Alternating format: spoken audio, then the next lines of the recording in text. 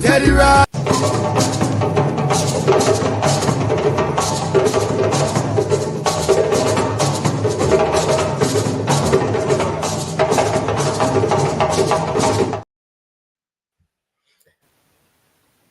Welcome to the Portland Liberia discussions this beautiful Tuesday evening. Today is the 5th of the 8th month, that is August 2025, meaning we got 4 more months to go in 2025. And it seems as though it was just yesterday when the rescue team came on board, and it's gone 1.5 years now, or 1 3/4 year now. 1 month, 1 year, 3/4, 1 3/4 years. And we are still almost at the same stage. It seems as though we're not progressing or we're not going back, we're stuck. When no car was supposed to get stuck in the first 100 days. But the country, seems to be stuck. But let me say welcome to my colleagues, Paul the Lord Chirople and Mr.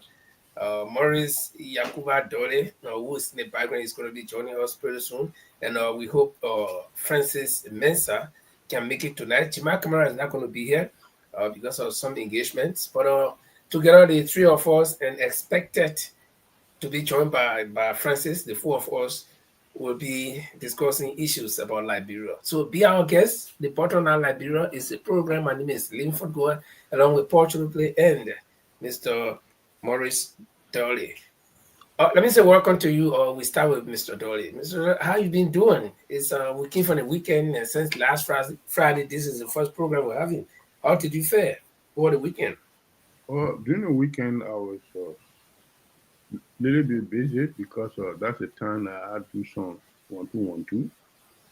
So for the weekend, it was all right for me, and I managed to have a late families gathering at my house.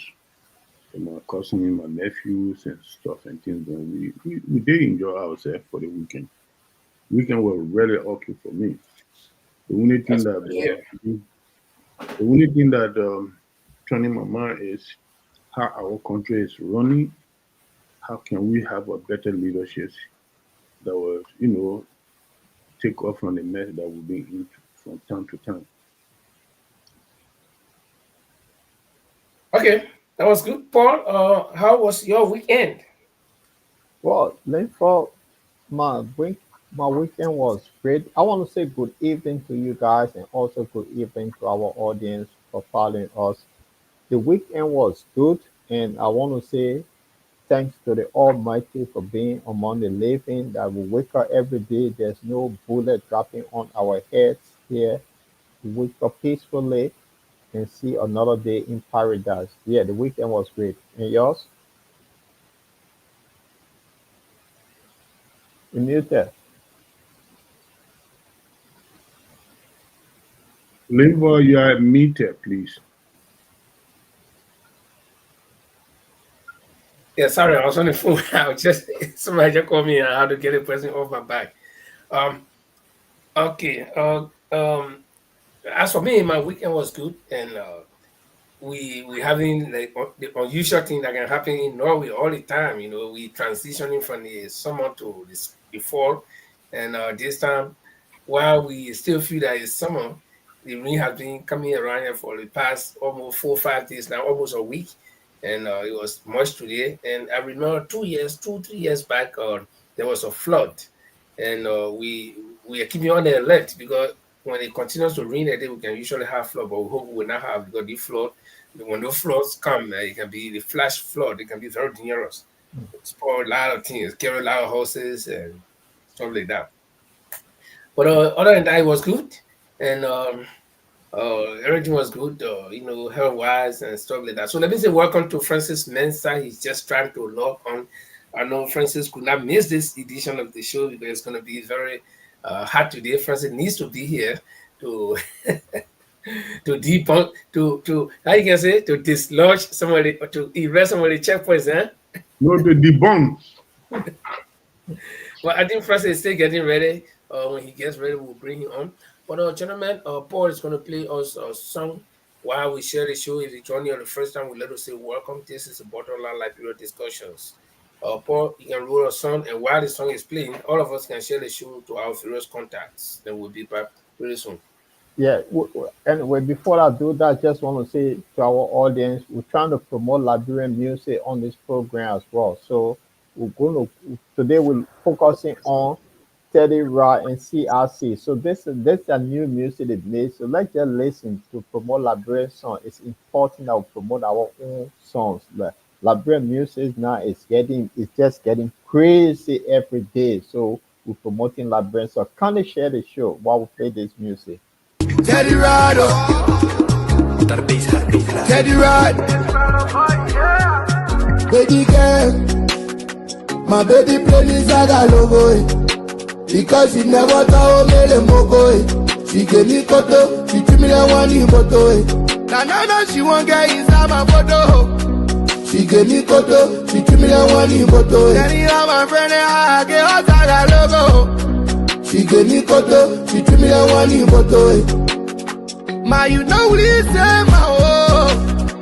Baby, no listen, ma. Ma, you know listen, ma, oh. Baby, no listen, ma. Because no listen, ma, oh.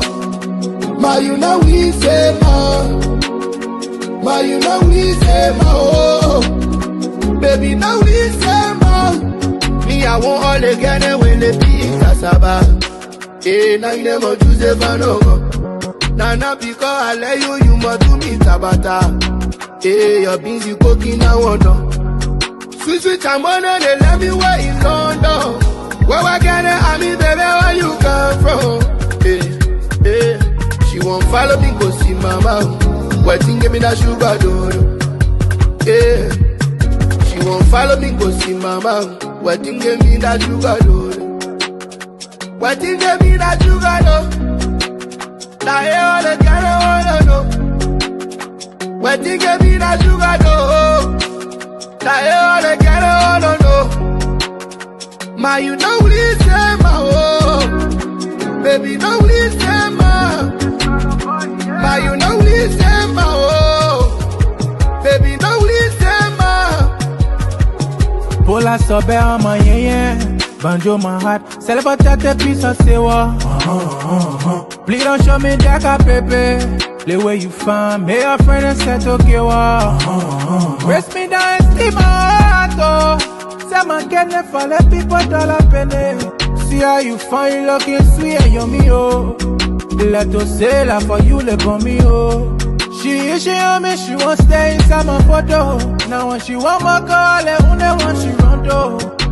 Yeah, she won't follow me to see me bell. What if she go inside the coco? Ma, you don't listen, ma, oh. Baby, don't listen, ma. Ma, you don't listen, ma, oh. Baby, don't listen, ma. Because no listen, ma, oh. Ma, you don't listen, ma.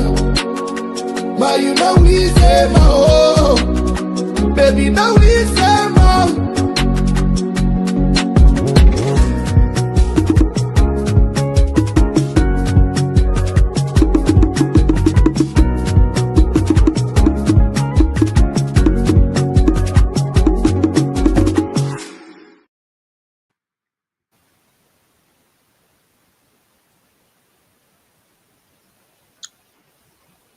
Welcome. Okay, yeah, Paul, thank you for that short music. But let's talk a little bit about this music. I don't know. I try to understand a few words. They really say, man, it's a bassa. It's also money. Yeah, Man. money does not loss. Something like that. Really say, man. Yeah, I think I understand a few bassa words. I get the bassa blood running down. But Liberian music is getting on the rise, and like you said, Paul, from the start, Liberian music is getting on the rise, but I remember this famous saying that the king is not respected, or the prophet is not respected in his own home, and I say that to say, if you remember, 1978, 79 was it, or 77, when Prince Nico came to Liberia, and on the bypass, Prince Nico went to Ministry of Information to I think for some interview or whatever. And imagine, I can remember that ministers, everybody, officials were going. They would not even allow ordinary people to go. And then we had a group of Nigerian boys who were all living in the same building. They were attending LU. And the boys were condemning Prince Nico. And we Lebron were in heavy argument with them. They said, this guy, when he's performing in a street, I mean, a street performer, yeah, anybody can sing in the street. He said, when a fella is performing, or when Sonny Okosun performing, who is Prince Nico? But then in Liberia, we respected the guy. And if you if you notice, the moment they return to Nigeria, then one of the lead vocalists, Simala broke away from him and formed his own band called Simala and the SB, and they came up with a hit called Playing with God. And a few of them left him and went. You know, so because the boys saw the kind of respect he had, not the street performer, they can be singing in the street in Nigeria. So in Liberia, our boys singing, but we taking it for fun because they are close to us. So I think they're doing well compared to recent years. So I don't know what you guys think, and then we can go to the show. Well, I mean, I told you last week that I had a chat with my Nigerian friends, and they've been, for some reason, Nigeria kind of, they have interest in Liberia and they follow Liberians. So, and the guys are saying, look, Liberian music is getting there, and the fear here is just that the population is small in Liberia, and also they we're not uh, promoting them more. But the more we promote those young people, the Liberian music will be that it will be tough. And then before we used to imitate this American way of thinking, but now these days, the guys are seeking the Liberian colloquial way, which make the song more unique and which is very good. And I think they're doing well. So we must commend them and also help to promote the Liberian music. That's why the whole thing. If you go to Liberia these days, the young people more interested in Liberian song than the foreign song, because I know when we were growing up, we used to listen to music from Kenya and other places those days. But now the young people are quite interested in Liberian music. Look, I saw a concert, right? This girl, how they call MC Caro, just her performance, the amount of young people that could sing her music, I was amazed. So they're doing well. I think the young people are they're leaving us behind, man. They're taking Liberia on a different level. So let's help promote Well, them. Paul, you expect to be on the low with those boys, man. Your No, time that's what I'm passed. saying because When your our time was when Moga band they were playing. yeah, but if I when Mocha Bennett, it was rubbish. But let's see now. When we were in our prime, Ellen Uh-huh. Johnson and our group, they robbed our youth from us. So these young people, they just now look. They suited they rest in a very good position that we can promote them because it's in their hands. Their future is in their own hands. There's no disruption now. The only thing is the hardship that they're going through. Maybe sometimes hardship can make people to be very creative. And that's how you see the Nigerians.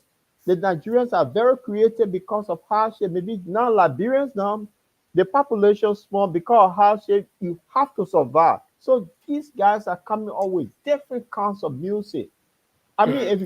if you look at social media, they have their own comedy show that they follow. So they're being But talented, man. let me get here a little bit from Padoli because to you viewers, when you used to hear the name Maurice Dolly, who was a musician. This is not the Maurice Dolly. So please don't think that Maurice Dolly, I think he should be there a long time ago. He said Mm, they got had several children, right? yeah. But Padoli, you, All you right. you heard some of the old music in Yeah. Liberia, You know, maybe yeah, starting from Maurice Dolly and all yeah. those. And the Those style of days. singing now, the style of singing that the young people got with this beat 1, 2, 3, the Nigerian kind of beat, Liberian Mm, high doctor. Is there any yeah. difference that you can see from your days, the kind of music you listen to, and nowadays? Let me just say a little thing about this music issue. I love all Liberian music, more especially the one that are coming out these days. They are well talented, but those during our day, when Tikansi Ravers were singing, they were singing very well. Very, very well. When they sing, you can enjoy the tune of the music. Tikansi Rava, he was one of the best musicians Liberia ever produced, including Morris Dolly. Morris Dolly had a golden voice. Morris Dolly had a golden voice. So when he sing, he used to go in the people first. But the point of the matter is, what happened did not become well famous and get rich out of it because of the relevant administrator that's supposed to promote these kind of ideas were not doing it. You see, Minister of Information and Culture and Tourism, they are the responsible to promote this kind of idea. They are our talented children then right now. If you want them to be a rich and well famous worldwide, you open a stage program for them, like Anthony Tuckman Stereo, Samuel Kayando Sport Complex, and things. Then open some talented activities down there. You will see many people would like to go and listen to them. But those that are supposed to do that is our information ministry. Instead of they focusing promoting the children and things, then they are focusing answering every question from the various political opposition leaders and opposition people. You see, they're supposed to be concentrating to promote our children then with this kind of sporting activity, with this kind of music instrument and things then, but they are not doing it. But to be realistic, the young children then that are coming on today, the way they put the common Liberian English together and transfer it to music, I really like it.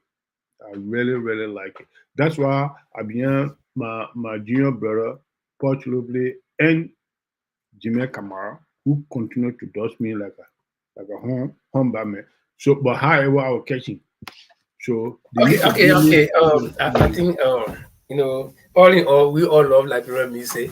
I No really matter love it. I really, really when I love was growing it. up, the kind of music we heard was, most of the time were American music. But then Liberian music started coming on. The music makers, they came out with that famous song called Tuma, Morris Dolly. So, and one thing I used to like about Morris How Dolly. about Zach and Jiba? Zach and Jiba time, where were you people? Okay, They were teenagers. but Dolly, we take it one at a time, so the viewers can listen. Like the song, the things I used to like about Morris Dolly was he could just pop up and make song.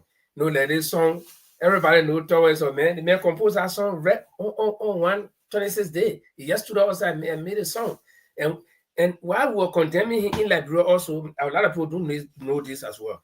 Morris Dolly went to, I think, the Afro something music contest in Nigeria, and with fella and all the other people, Morris Dolly won. He won the contest from that funny song he used to make. So all these things happen, but Liberia is getting back on the chart with music. Zach and Chiwaki, they made they made several hit songs, but one of the hit songs that still ringing in the ears of Liberia is Let's Come Together, Sweet Liberia, So I think every group of musicians will leave print on people's mind. And then King Dave GQ and all the boys. And when Moga Ben was singing, my own former classmate Abraham Colin were there from demonstration, all these things. So every time Liberian musicians would make their mark. And here is Takunchi, who made a little song, I think out of just frustration about the government failed us, and it have become popular.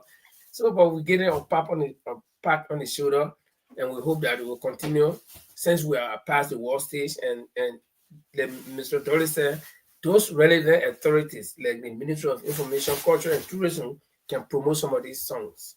But Paul, what do you have for us tonight? If you have anything from the international front while we await Francis to join us, let's welcome Chris, Daffy Topa, and Bataki, and a few other guys that are here whose name I cannot see. we want to say welcome to you. Please help us to share the show. Paul, what do you have from the international front? You are muted, Paul. Yeah, I'll say good evening to our viewers for joining us tonight. Can I share the show? On the international front, it's about Donald Trump and the nuclear chess game that he want to play with Russia. But then he refused to condemn Netanyahu.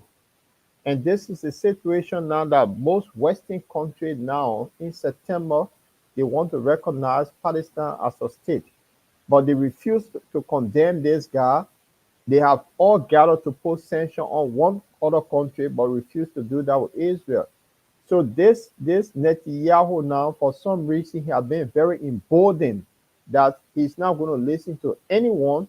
He even going to call his war room to see how they can now seize Gaza completely and ignore the international government. So we'll be looking at that, and we'll look at the chess game that Donald Trump is playing with Putin.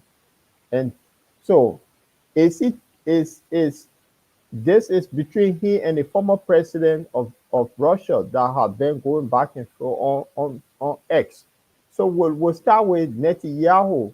Who the hell is this guy that he doesn't listen to anyone, that he thinks because Donald Trump supports him so he can do what he want to do?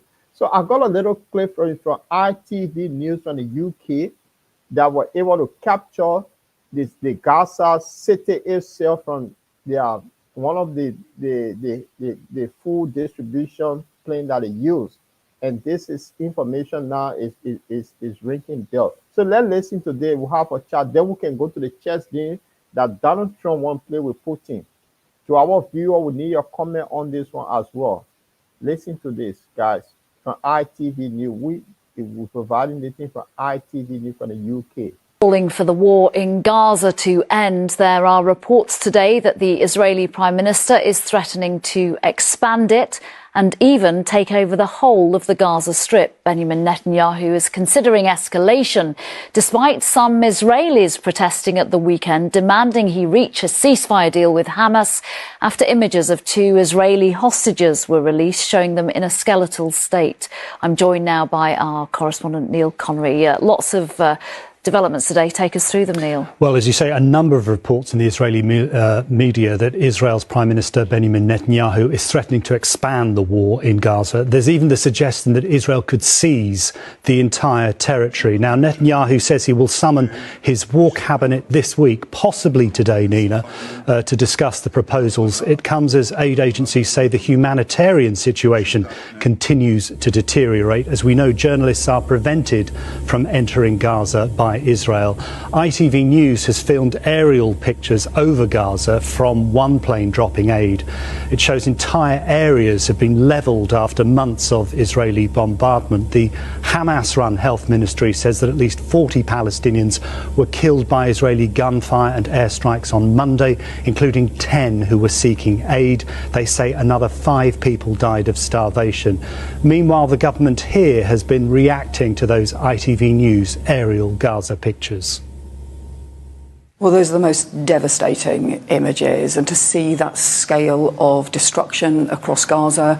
Of course, we have also seen the terrible images of malnutrition among children, and we've seen the really disturbing images of some of the hostages still being held. So it shows really why it is so urgent that we get the ceasefire, the humanitarian assistance, and also a proper plan going forward. Well, Israel denies that people are starving to death in Gaza. Meanwhile, the UN Security Council is due to meet in New York later today to discuss the war and the hostages being held by Hamas. So this is the situation, gentlemen. The Western world refused to put sanctions on Israel, but they're able to put sanctions on Russia. And this guy is continually killing innocent children and women and babies. So this is the situation now that this guy is very emboldened, said that he's not going to listen to anyone. He's now going forward to seize the whole of Gaza. Gentlemen, what say you? And we need our audience to chime in on this one as well. Adole, I'll start with you, then Linford. She's muted. Sorry. Do you get me? Yeah. Good. You know, my observation on this thing here is clear and easy to be explained. The entire war, the hypocrisy is too much in a international politics these days. Because before then, we have our leaders. Then they were trustworthy, and whatever they say, and they mean it, and they make sure that they do it how they see it. But now these days, because the two wars are going on right now, you could see where the major destruction is going on, where the other areas is less destruction. And you also look at the reason for the war and the damage the war have occurred between the both international war that are going on right now. But yet still people are putting blind eyes on one side and look at the other side. The reason why, from my observation, is the reason why the Western world have not physically moved in to Ukraine's war to identify physically because the death spiritually is in a different manner. Many of their ex service people and team them go there for volunteer work. It's happening. They kill some of them, they wounded some of them, and some of the information have been exposed. But the reason why they are not going there physically, they know when they go there physically, the consequences will not be an easy one. That's why. But here is Israel. Would you agree? For me, I don't support the way the Hamas want to work and see the people having their life um, jubilations and things there and kidnap some people and kill about 1,000 plot. I didn't support it and I will never support us. I don't like it. But Israel have overstepped hard down in this war. Israel have overstepped hard down in this war. Would you agree what the Hamas did, he was not right at all? But what Israel have done is too much. He wanted to do the same thing to Iran, but he found out that Iran was so strong and powerful. If you do it, all of them going to be the same level with. You're going to level one another country. So that's why he back off. So the international community is seeing this. Why they are not taking their immediate step? That's one I can get over. I'm still wait to see why. Donald Trump, people know Donald Trump characteristically, he's a very much unstable person. He says something today, tomorrow he says different thing. That's the kind of person he is. He's not stable. But Donald Trump got his own problem right now hanging on his shoulder about the death of that man, the man who like his ex-friend that died in a prison. Now there's someone in the former president and his wife come and testify in that case. The Supreme Court. So Donald Trump got problem. He's problem but the question of why they are not taking. So that's all I can say in the thing here. The truth is showing, okay, but people are not taking my take on the whole Israeli issue with Palestine and that of Benjamin Netanyahu feeling that he's this little God unto himself, that he can just decide, well, I will do this and I will do it. You know, let me tell you one thing. We heard all of these things many years ago in the past. They would take everything, and to expand, we will have a price to pay. You see, imagine that you got a bit of parcel of land, right? You clear one small area, you use effort to clear that small area, then you stand and you put your hand on your waist and say, yeah, I think I can go further. You will use even more effort to clear the remaining areas compared to the small area that you have cleared. So you think that you just expand, or what is he going to do? Is he going to just kill all the people and move? I think it's going to be a tough fight. But if you think you depend on America, and like Padoli said, Trump is not going to be president of America for the rest of the time. We know all American administrations or administrators or all American presidents, as per their international policy, okay, they will back Israel. But you don't know what could happen. Maybe the next president will just relax their support to Israel unless Trump. And so where will Mr. Netanyahu be standing with his expansion program? So these are things, probably he has done a calculation and he knows exactly where he's going to arrive, where he is now, and where he's going to arrive at the end of the day. That I can't take it from him because I don't know what he's depending on. They say the door will measure its truth before swallowing bone. But let's look at one thing: the effort that will be involved in that expansion process is what I'm looking at. And the next thing is Trump, like Padoli described him, is kind of unstable most of the time in his decisions. Who knew that Trump and Elon Musk will even have small distance to the, I don't know how wide is their rift. So this guy could wake up one day. In fact, if you look at one video a few weeks back where he had, negotiated with they say Netanyahu, and I think was it Netanyahu or was it with Russia, and they frustrated him, and he said they didn't know the F they were doing. They didn't know what the F they were doing. So this man, he can become erratic. One morning he will get so Netanyahu, I'm tired with this your war, and the American people are putting pressure. Okay, so who knows? But if Mr. Netanyahu feels that he can press on with his expansion program, yes, I mean he's the one fighting the war. He's the president of Israel, and he can go. But I know there are ordinary Israeli that will not agree to that, and nobody knows the outcome. But I think it's a dangerous game. He may be walking on a slippery slope. Now, Padoli also mentioned the Iranian thing. He thought he would just do it to Iran. When Iran started replying, where did he run? He ran to America. Okay? So, and everybody got framed. The Palestinians, you doing it to them, but if you decide that you will expand and take the entire Gaza, somebody will say, no. Somebody powerful, someone will say, no, hell, we can't sit down and this thing happen. We are going to also help the people of Gaza. And then America will get involved. And then somebody else will get involved. And then if on the same program, I predicted it last time that some kind of big thing will happen. Some big war will have to be fought so that people will test their strength and then before they relax. And it wasn't a big war. It was just 1 or 2 days war with Iran and they see Israel. And you saw what happened. Why are they not expanding into Iran? Why is Netanyahu now going to go bomb Iran again?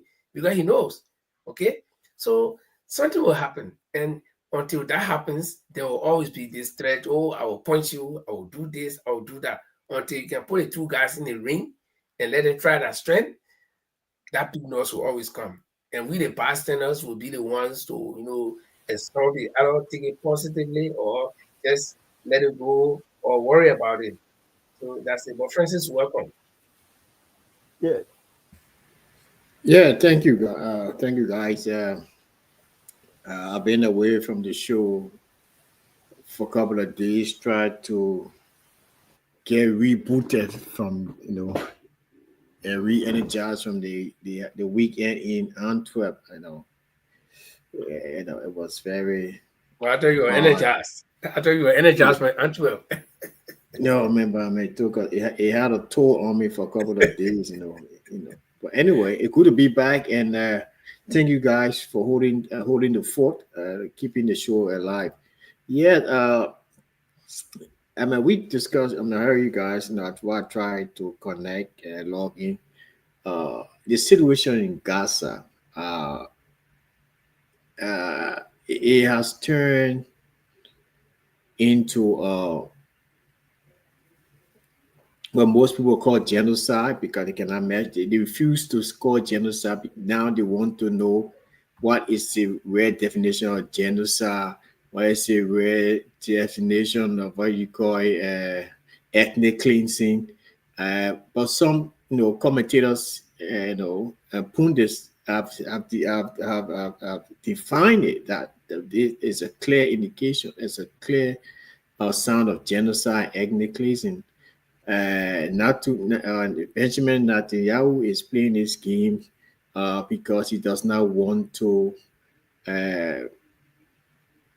relinquish power, because that's a means of him and his left extremist fascist government to to remain in power, because he has indictment hanging over his head, and there were 600 elite soldiers, former defense ministers, and generals in his government that have written a petition calling on Trump for this guy to end this war, because they see there's no need.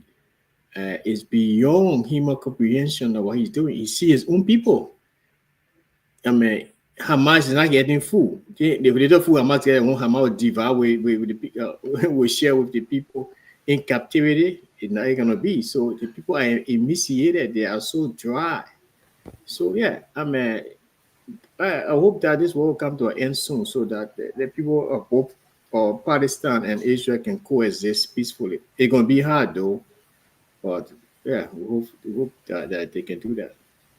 That's right, Francis. I want to take this opportunity on the bottom line to congratulate Francis Mensah. He has been elected as the president of the Liberia Federation in Europe. Congratulations, my brother, and welcome again on the bottom line discussion.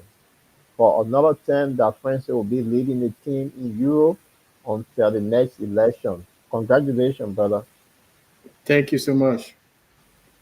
Yeah, so but Francis, before we move on, this Netanyahu have now defined the so-called Western leaders that when Russia attacked Ukraine, they all went bizarre by putting sanctions. But today now, people this gone sunny in Australia, over 100,000 people turn out to put pressure on their government. And it's just across the world that, look, you'll do something. But the government, the Western government, afraid to even say Netanyahu will put sanctions on you. You're not taking part in anything like what they do with Russia. Russia cannot take part in any sporting activity. They ban them. But for some reason, they're afraid of Netanyahu. They can't say anything. They say, oh, we'll meet in September and we'll recognize Palestine as a state. But this guy is killing more people than Putin. What's going on with this so-called West? You see? Well, it's not just Putin is not just looking at people fighting them. Putin is fighting real war. Putin is fighting real war. Yeah. The Gaza situation with Palestine, with Israel, is that you got your animals in the fence. They are helpless. You can get walking and slaughter as much as you can at your will and go back. There is a video about a lady who visited that area. I think she's a journalist. I had a video today. I don't know whether I posted it in the bottom line Liberia. If you listen to the woman's 3 weeks account of what she saw in that place, it's horrifying.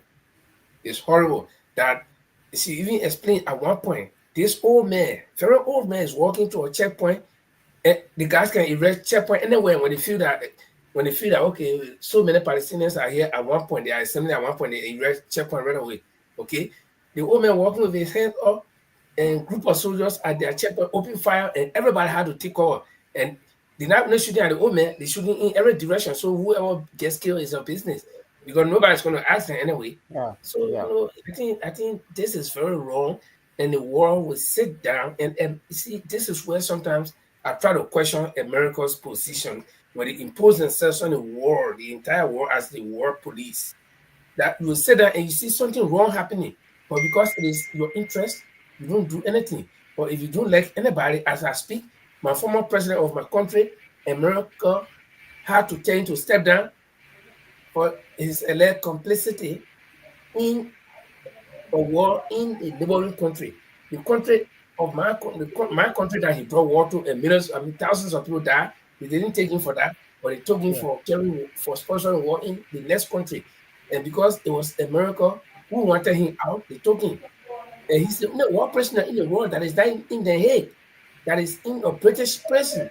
Can you imagine the only war criminal, alleged war criminal? So these people, they do what they want, and this is a new world order that people always talk about. They will decide what they do with the rest of us. So it's the less powerful countries are only laying at their mercy. They can decide today, no, there will be no country called Liberia, they will wipe everybody up. Who's going to ask? The power to give. So I want to play this thing so Francis can chime in and combine all two. Trump is backing Netanyahu to kill the innocent people for nothing, but then Twitter page got him angry that he decided, say, well, he's going to play nuclear chess game. Let me play this thing and then we'll move to Liberia, guys. You're listening to this. It must be great to be Donald Trump. No sense of nuance, no idea about context, just a second-grade understanding of everything. Deficit, bad. Tariffs, good. Missiles, bad. Ceasefire, good. It's great if you're a 5-year-old, but if you're the US president, you expect more maturity and understanding. Look at what he did on Friday. Trump announced that he was moving 2 nuclear submarines. To where? So-called appropriate regions near Russia. And listen to why he did it. Well, we had to do that. We just have to be careful. And a threat was made, and we didn't think it was appropriate, so I have to be very careful. So I do that on the basis of safety for our people. A threat was made by a former president of Russia, and we're going to protect our people.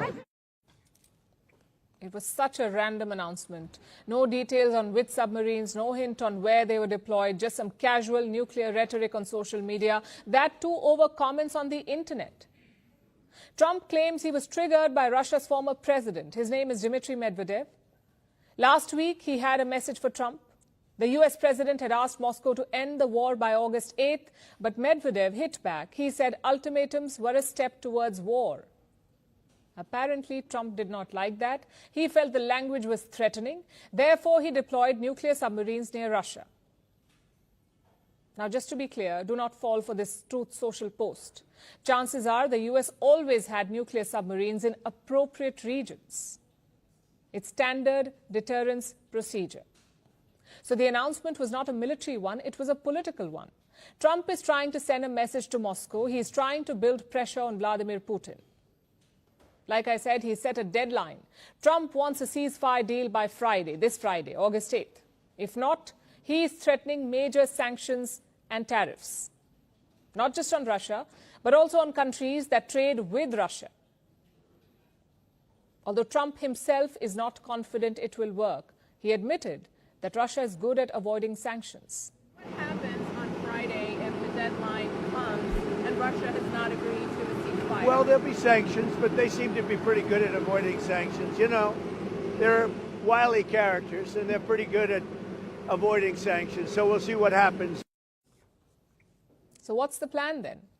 Trump is sending his top negotiator to Moscow, his special envoy, Steve Witkoff. Witkoff is expected to visit on Wednesday or Thursday. The Kremlin suggested that he will meet Putin. Expect him to bring a singular focus on these talks. Actually, scratch that. Witkoff is also talking to Hamas, Israel, and Iran. It's surprising he can keep track of which war he's ending. As for Russia, they're not panicking. They cautioned against Trump's nuclear rhetoric, but they remain open for talks. Naturally, we think that everyone should be very careful with a nuclear rhetoric. We do preserve our commitment to the idea that the preferable way to settle the Ukrainian problem should be reached by political and diplomatic means. And what's happening on the battlefield?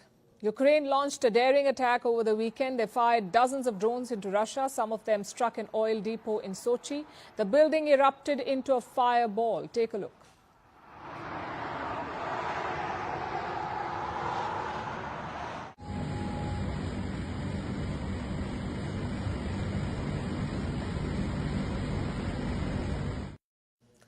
This attack was a response to last week. On Thursday, Russia launched a wave of missiles at Ukraine. They mainly struck 2 cities, Kiev and Mykolaiv. At least 31 people were killed in Kiev. It was the deadliest Russian attack in 1 year.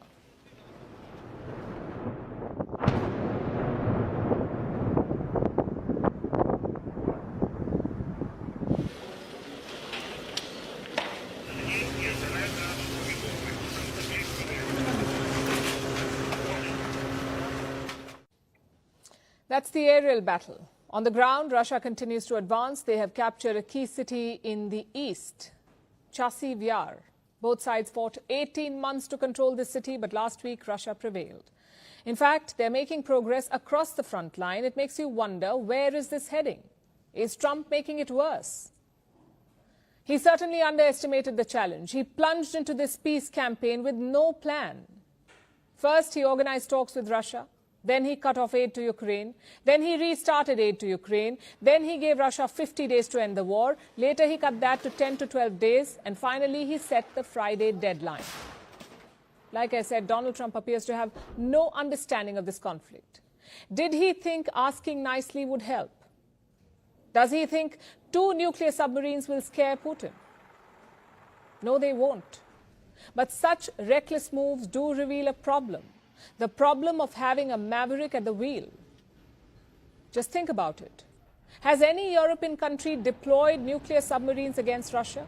Have they threatened Moscow with nukes? No, they haven't. Because despite their support for Ukraine, they have some red lines. With Donald Trump, who knows? Maybe he'll get bored and abandon Ukraine. Maybe he'll get angry and bomb Russia. This ambiguity is a risk for the entire world. Francis, I will start with you. This guy can tell Russia, I gave you up to Friday to stop the war, but he cannot tell the other guy called Netanyahu, says enough is enough. I want to confirm both, because this is the pure hypocrisy and nonsense of the so-called war leader called Donald Trump. Look, you said it. I mean, the hypocrisy is so vivid, it's so glaring. You see, the United States over the years have controlled a narrative that Russia is the arch enemy. They are the resident evil in the world. While Israel is the little innocent child in the corner that the whole Arab world wants to eliminate. And so that the message that they have been spreading, they have been pushing over 40 years, 70 years, that Israel is so innocent. They have survived the Holocaust. So this little country, everybody, the Arab people, they hate them, but they are not saying the root cause. These things are not happening in isolation.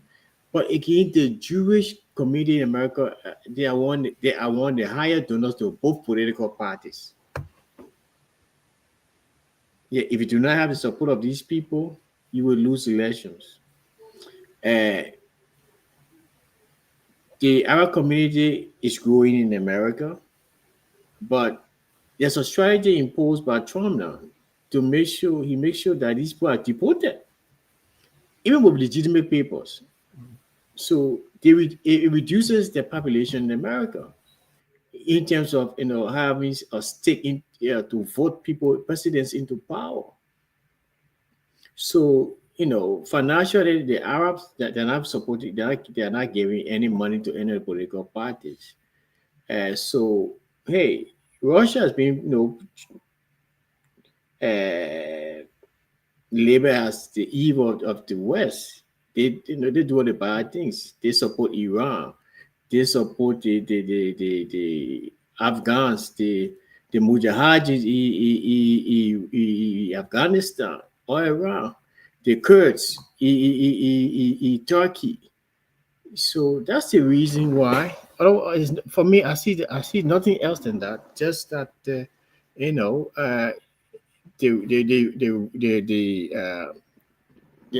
Jews are major supporters of in the American political ecosystem.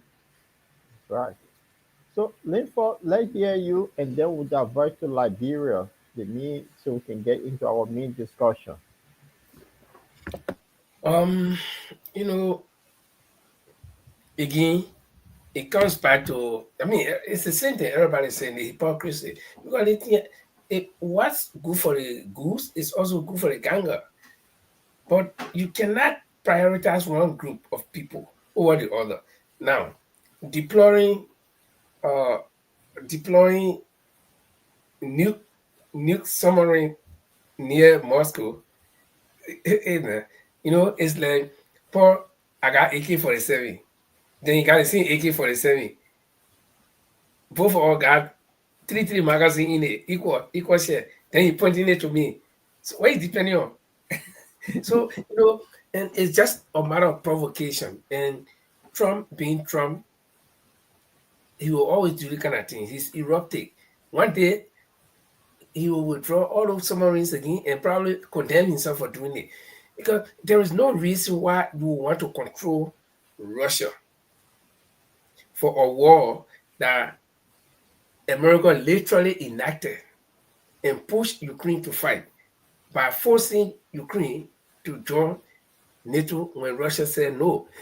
And people who are old enough, I think in the 50s or somewhere around there, the 60s or whatever, they seen Russia was supposed to go to Cuba and wanted to build some military, structure in Cuba. And America promised Cuba, if you allow the Russians to do that, we'll wipe you off the map. You will not exist as a country. I mean, everybody will die. Even the flies will die. The fly eating your body will die. So then you will come to see Russia that you threatened before. Then you will come and go right next to them and try to do the same. So Russia said no.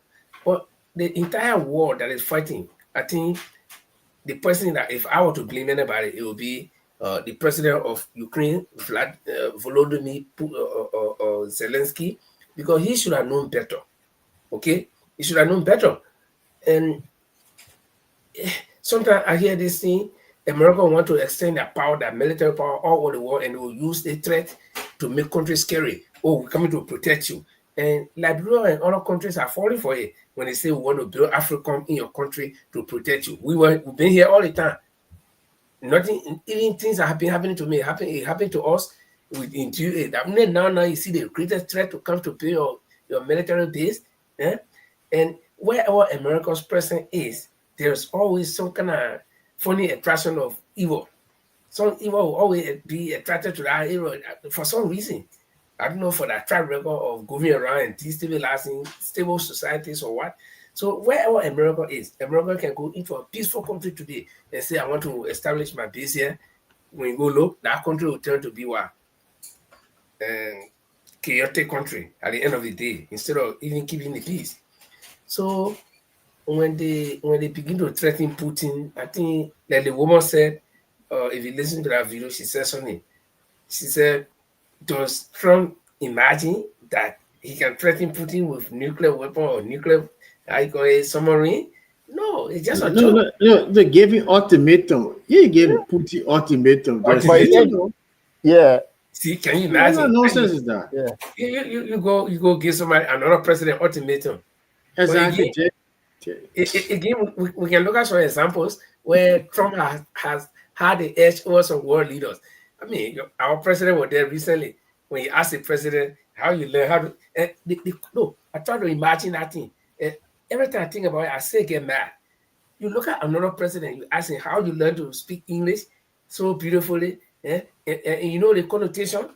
People like you will know that you're not supposed to understand English. So how you, of all person, learn to speak English? And if I were there, I think if I were the one you were asking, I'll be in jail, or it would have been chaotic. Because I'll tell you, I say the same way you learn English is when I learn English. You can't be late. And then he didn't even stop there and say, I got some people sitting on this table making direct reference to other presidents. So that kind of man, I don't understand. But again, this is a war. And so the moment he said we want African countries to come again, you see them running there. Instead of them saying, it's your turn to come to Africa, to us, and let's discuss this business deal that you want. Come to us. Let's host you. But our people will pack all their baggage, take all their family, and go there to listen to him. So I want to see, of course, man. If Trump will give you Putin, and if Putin will yield to that ultimatum, Then my But case with the entire war is but finished. I just sit the, down and the, wait for the, what will thing, happen. the thing funny. So they got 14 nuclear submarine. Russia Mhm. also have 14. And you say you move into them. They can also move their stuff towards you too because No, yeah, probably maybe you yeah. build a barricade and the Russian, Oh, submarine the can go to submarine. that place. Oh, okay. So it's just the stupidity of him. You get 14, they may get 14. You're equal. You say you move into the man say, all right, we'll move just to let you know, we just move ours to right to your border. What do you do? So it's just pure nonsense. But you cannot do it to the guy that killed the innocent babies. So yeah, anyway, Linford. So let's take a quick musical break and move to Liberia to our audience. Kindly share the show. We'll be looking at JFK. We'll be looking at Edwin Snow that met the Zocos with some Air Force leaders. And these are something very funny about the stories in Liberia. And also, our president made a statement about high prices in the country. We'll be looking at that. And how would that set some of these things when we get into it? So let's take a quick musical break. We'll ask our audience to kindly share the show. We on the program we are promoting Liberian music. So help us promote Liberian music. Kindly share the show. Let's try let did you want your enemies they want see me poto gele chele wa kimi soko they want me to die la la oh did you want your enemies they want see me poto gele chele hey good anyway become a tana kan you hold me well wo with the la la in kale o they want to hear worry o become a labor only one school and carry o. They won't eat me on lelo. My kina only won't offer. And now for the nobody want for me, I will see you. But care for me, you will get real. I just money my business. They try let need you water. Enemies they won't see me. Poto gill and chain they will kill me. Soko. They just want me to die. La oh need you water. Enemies they won't see me. Poto gill and chain they will kill me. Soko. They just want me to die. La my blessing rap ya like clinky. Bokule sardine plenty like cartoon with jalona. They in the heart, they boss in the medulla, oh yeah. Blessing can follow me, all of my people let me. Because my iPhone clip can fight for me, like can fight for me, yeah. Blessing can follow me, all of my people let me. Because my iPhone clip can fight for me, like can fight for me, yeah.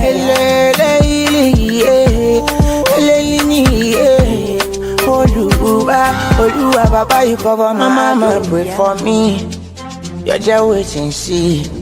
When I see nothing, when your belly see me, ask for me, you not see me. Come a tana, can't you won't hold me with the la line, Kaleo. They want to hear worry. Become a labor, only one school and carry. They won't eat me on lelo. My kina only won't offer. And now for the nobody want for me, I will see you. But care for me, you will get real. I just money my business. Let's try let need you water. Enemies they won't see me. Poto gill and chain they will kill me. Soko. They just want me to die. La oh need you water. Enemies they won't see me. Poto gill and chain they will kill me. Soko. They just want me to die. La I tell them freeze. You're allowing to breathe. I'm living my life with ease. La lepe and I ain't no competition or freeze. You believe money. I'm living my life with ease.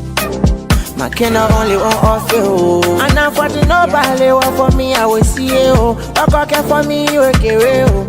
I just money my business. They try let need you water. Enemies they won't see me. Poto gill and chain they will kill me. Soko. They just want me to die. La oh need you water. Enemies they won't see me. Poto gill and chain they will kill me. Soko. They just want me to die. La Need you water. Man, these boys are doing something unbelievable, man. I guess Yeah, I listen to Liberian music now. Look, I'm just so proud to be a Liberian. And I mean, before we get into the Liberian, look, there's another Liberian music what a young man made. I'm proud to be a Liberian. Where the Independence Day, that song is something about that song. It's just like it just captured everybody. Look, you just fall in love with your country one more, man. So live for it's back to you. It's in your hand. Everything take over. Okay, thank you, Paul. Paul, you talked something about Liberian music, and you said, you are just getting proud of Liberian music or whatever. But I want to throw the question out, this general question to all of us here. Are we? It is for me, in my view, is it not belated? We should have been far beyond this long time, man. Why are we coming up now and then oh yeah, we're happy now because we're doing well now. It's late. I think we should have been past this long time. What do you guys think?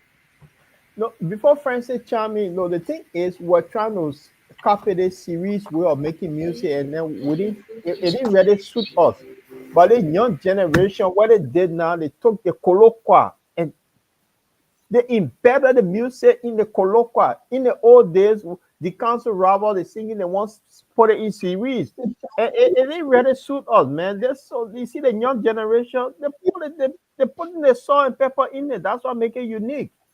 Make it more Liberian. You see, Yeah, that's how I maybe. see it.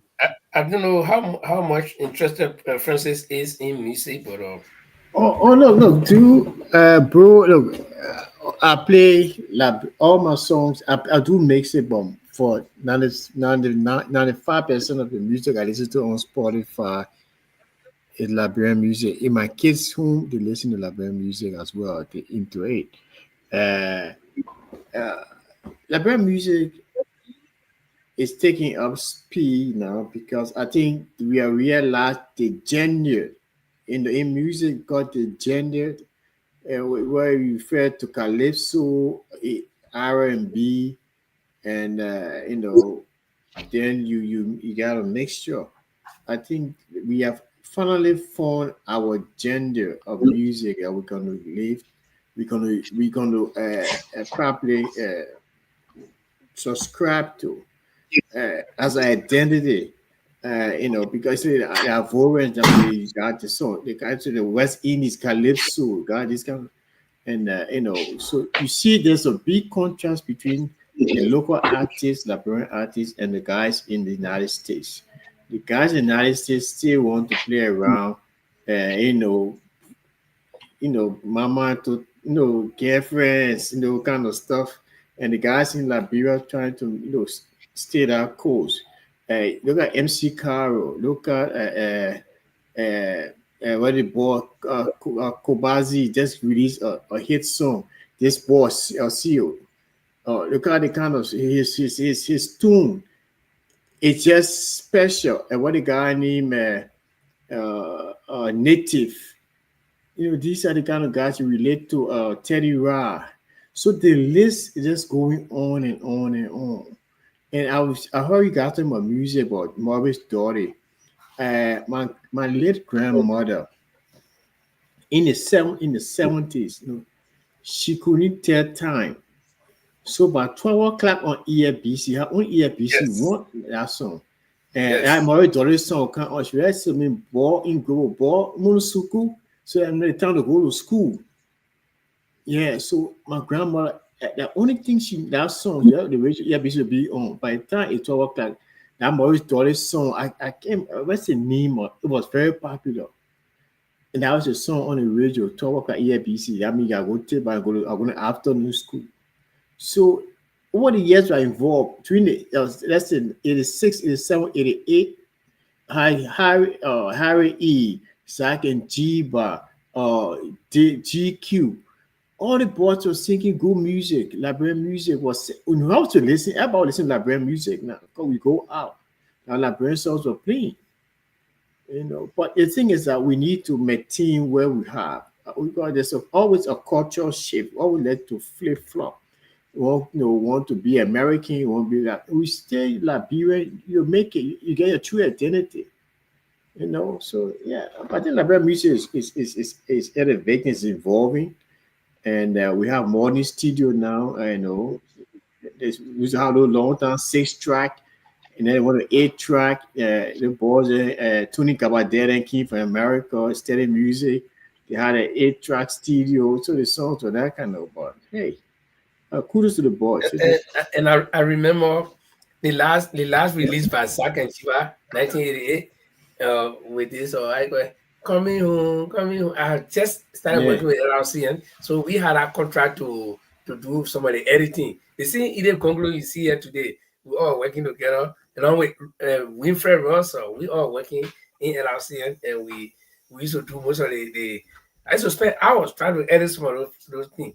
And those days it was good, and like I said, I will in my own mind just feel that we should have passed the stage long time, but again it was set by 14 years of war, which even took the lives of people like the council robbers and other people. So but we try to get back there, and we hope so. But let's go to Mama Liberia for something. The JFK Medical Center. As far as I can recollect, it's one of several projects that were undertaken by the USAID, the same program that was recently scrapped by Donald Trump. The USAID is USAID, which stands for United States Aid for International Development. And USAID in the 60s, I think they had a series of projects that it undertook around the world. Liberia was one of those places. My own father even went to school during the USAID time, and he used to joke himself. He said, well, the group of his colleagues that left to go to school at that time, it was because of the USAID program. They used to have care food, something called care food, where they can, provide food for them. And I remember I ate some of that thing. They used to have like yogurt in a small cup. I ate some. I don't know. Yeah, and that creamy butter biscuit in a can. Yes. I think it'll be. Oh my and these God. will have like chicken can of chicken. These will also have something called the burger wheat. The burger wheat, So it encouraged a lot of people to go to school, and you see some Peace Corps all around. They were in school. Some of them were nurses in small clinics and whatever. And so the JFK was one of the projects, and I think several schools built around Monrovia and maybe around the country too. Tottenham Gibson. Tottenham had the G.W. Gibson, the Boston Junior High School. The multilaterals, all the multilaterals, Sergio. Very good. So they have several projects around the world. And the JFK was the largest hospital by size in Liberia, and it is the only referral hospital up to now. Jackson F2 Hospital is there. I don't know how active it is, but JFK was serving basically the northwestern part of Liberia. People who come from Wapolu, Bomi, all the places to come to Monrovia, and even people who come from the other countries to come to Monrovia to JFK. Okay, if the clinic cannot handle you, in as much as they have Phoebe, which is I think a Lutheran people project too. In Bon County. Yes, Lutheran Church. Yeah, Lutheran Church. And then they are ERW, but those places could not be easily accessed by the poor people. So JFK was a public hospital accessible for people. But, following the years, things have deteriorated, and government seems not to be putting, in my own opinion, government seems not to be putting sufficient, funds in the operation of that hospital. And we all know it has been bad, especially from the war time until now. But to add insult to injury, that the JFK, there was this circulation going around that the JFK has increased the amount to be paid for maternal services. That was troubling. And this circulation went around, and it was even in the paper, it was all on newspaper, on talk shows and everything. But again, today, Paul, I don't know if you have one letter, some release from the JFK hospital that they put out to say, well, it was not the JFK hospital that put out that release. It was some private organization that put it out. But whatever the case is, if it was not the JFK that put out that announcement about the increment in the fees for maternity services, if it were not them for true, I would also urge them to not even charge women who are going to give birth, especially if the woman is in critical condition. There's C-sections or some difficult delivery process. Do not stop these people at the gate and tell them to pay money before you operate them. No. You that are working in a hospital, you are on government payroll. So why are you still wanting to get money? Even though not much money is going to GFK, but the government still subsidizes it. So why are you pressing on money business? And you guys can take it from there. Because you see, the way the discussion should have gone, it has been diluted by this thing that Paul just put up. Because the GFK has come out quickly and said, no, it's not us. So then who wrote that thing? They didn't call the person name. They just said it was some private entity. And then, but the problem stayed there. GFK will say there's no bed, or we don't have doctors available, this and that. And so the problems are there. So Paul and Francis, I don't know what our takes are on that show, on that particular issue. Look, I know Paul will have a different view, but the thing is that, look, it is sad, though, that JFK is now being subsidized, adequately by the government. We are always being dependent on the foreign donors and support over the years. I remember vividly during the Tower administration, JFK had fees. They were paying fees on our free. People could not really distinguish that because the service was good. My grandmother, she was in the semi-private ward at JFK. During the days, JFK had the semi-private ward as well. So you would pay extra fees, and then they had the regular wards. But the services at that time was very good, was up to date. Now people do not have value for money. So that's one of the main reasons why people are complaining. All the foreign clinics in Monrovia, they charge more than JFK though, but people still go there. I think JFK should continue to pay. People should pay some amount of a minimum amount of fees. In a welfare country, Sweden,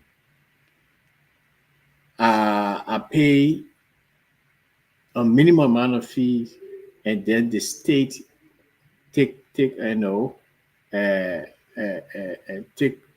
the rest, cover the rest of the bills.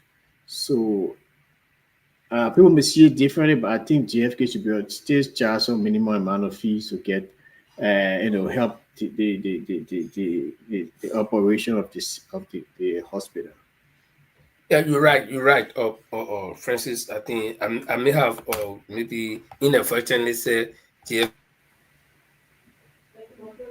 You muted, Nico. Like I said, Francis, you may be right on that point. I may have inadvertently said that JFK should not take fees, but I am referring to critical cases. I live in a welfare country as well, Sweden. The census in Sweden is here. Okay, between 2020 and 2021, I took 2 major operations, which if it were in Liberia, I would not pay less than 5,000 for each operation. Okay, how much did I pay? Altogether, I pay about 500 krona for both operations. That is something called egg, and there's something just telling my own contribution, which I didn't have to pay. I can say I don't have it. I will not say pay, and it will not stop me from taking my operations. Okay, but the point I was making is to see a pregnant woman who is dying along with a baby that will die together. I'm a victim. My daughter died in 2010 from childbirth. Okay, so that's why it hurts me. It gets to me when I listen to those kind of things. Those are avoidable things that can happen. You can avoid people dying, the child and the mother die at the same time. Not because of, you say no money, or you think the person does not have money, so we cannot admit you. No. But the point I was making is that there are cases that you should look at. Okay? There are cases that you can look at. The human being life is valued more than the money, because that child that will be died with the mother, that child could be in the future the next person liable to develop the country. But Paul, what is your take on the whole issue? Now TFK is saying no, it's not us who said this or who wrote this thing, but the problem still persists at JFK that government funding is not forthcoming, is not enough. And so, and I also understand why the administration of JFK will want to, be stringent when it comes to payment. Okay, so what is your take? You see, Linford and Francie, I agree with Francie that every hospital, I mean, government hospital, there is funding and also there fees. But with a country like Liberia, where you have, I would say 80% or 90% of the people are very much unemployed. Now, you found out that the country is not balanced in a way that the president budget alone could help JFK. The vice president budget alone could help those JFK. The president pro tem, the money one person office carries, it's just mind-boggling to be honest. Now, if a person who is critically ill, those people like women gonna give birth, I mean, for Christ's sake, this is where human nature comes in, common sense. So think on it. The lawmakers alone, their budget, one person money. They ride 3 vehicles in 9 years for the senators. The lower house 2 vehicles, less than 45,000 each. So we misprioritize where the money should be spent. If you have huge population unemployed, what do? This is where the social aspect come in. Distribution of wealth. You cut it in a way that everybody benefit until the country can reach that level. So for JFK alone, when we were kids, for mute. When we were kids, what happened? My neighbor went to JFK. Our parents paid a dime. They gave her chloroquine. It will kill them. My neighbor went home. So, but now, if you go to JFK, before doctor say hello, you got to pay $10 registration fees. Please, guys, please mute some noise in the background. You got to pay $10 registration fees. Then you got to pay additional money for laboratory before the doctor fees come in. But then you don't have the money. What happened now? They start going to churches to start praying for that person to get ill. So if you distribute the work equally, you will not have the problem will happen. And this is a situation with Liberia. You see? So, yeah, Francis Champion. Let me just borrow one minute from your time, Paul. Look, I agree with all you just outlined. Look, one of our problem is when we make political decisions all the time. That's Liberia's major problem. All our policies are hinged on politics, either to get votes, and they do not do not work well in practical terms. Over the years, all the decisions are being made on politics. John Brown will get up in the morning and say free health care. It does not calculate the injury cases of free health care, the source of how you keep it up. So Peter Paul comes, he say he takes it down. John Brown comes again, he say free education. So I think, guys, I may be wrong. You guys can correct me.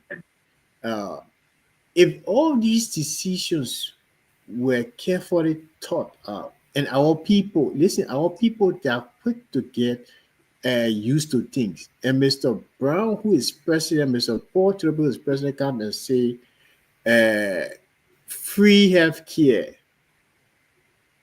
Yeah, therefore to get popular, and the government does not have the support, financial support to that institution. That institution is just there struggling.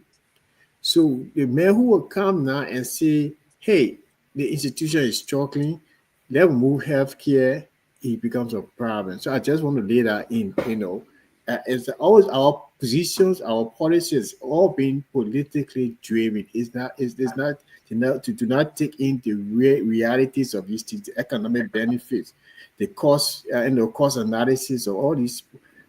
So yeah, I mean, I just want to lay that in. Yeah. Yeah. Yeah. Thanks, Can I say Francis. something? Padole, you coming to you. You know, you spot on, Francis. This is why some of been calling say these politicians, let put them in a room, let them have a debate, then we ask them a hard question. If you say free healthcare, where the money going to come from? This is where we miss it. People say, oh no, we don't want debate. This is where you ask the hard question.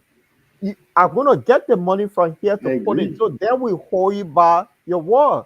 But if we don't even have debate, you just bring the people on, then the minority suffer.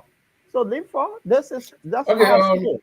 yeah, Padole Chami, I'll have some things to say about that again and probably make some recommendations. But Padole, let's hear your view. Yeah, the country being I've been observing the administrative activities of my country since October time.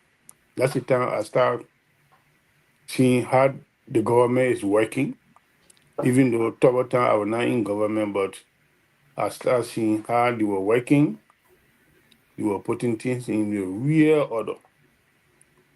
Immediately when our brother then took over the territory, most of the system that was in place becoming to disintegrate little by little, little by little. Then they involve travel listings into politics, it make it move worse. So they start concentrating how to protect being in power than to protect the interests of the citizens. You see, all the hospital that I know, Zozo, it was a referral hospital. Zozo Hospital, it was a referral hospital. They had every equipment you think on that were in GFK were there. Bombing Hill was a referral hospital where people could go. Cold water were in Bombing Hill, abandoned. Even you're not a sick person, you go in a hospital there, you can drink cold water free of charge. Bombing Hill. Phoebe was the same thing. The Jacksonville Referral Hospital, that came in this Ellen Johnson Selita. So basically, things were insisted. The problem we have since from the PRC government started declining, we start to leave system and concentrate on the travel politics. And that's one that been killing all up to present. Until this thing then can be eradicated, we will always have problems. People will always be concentrating how to hang on to their power, re-election, and here and there. Look at we imagine today. I saw the newly hijacked a speaker of the House bought a few van for his campaign. The campaign van. Instead of he concentrating to see how best they can put things in that GFK, make system work. No, they're concentrating right now how they can be re-elected. So in all, if the country did not accept rule of law, reality, accountability, those that commit crime. You see, let me bring something to you guys' attention. One of the things that causing a serious problem is this. One, Samuel Doe then were trying to transfer from military rule to civilian rule. They sent people to Banga to do some amendment in the constitution. One of the nasty things that they put in our constitution that need to be removed. That is to say, president do anything so long he have not been impeached.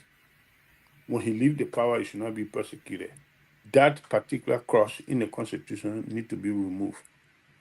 Any elected person, so long he is not impeached, when he leave the power, all the decisions he take should not be held accountable for it. This clause in the constitution, gentlemen, we all need to advocate to put a resolution up to remove this clause in the constitution. It will help our country. When these people realize that they will be accountable, they will be arrested for whatever they do in terms of their administration, they will do the right thing.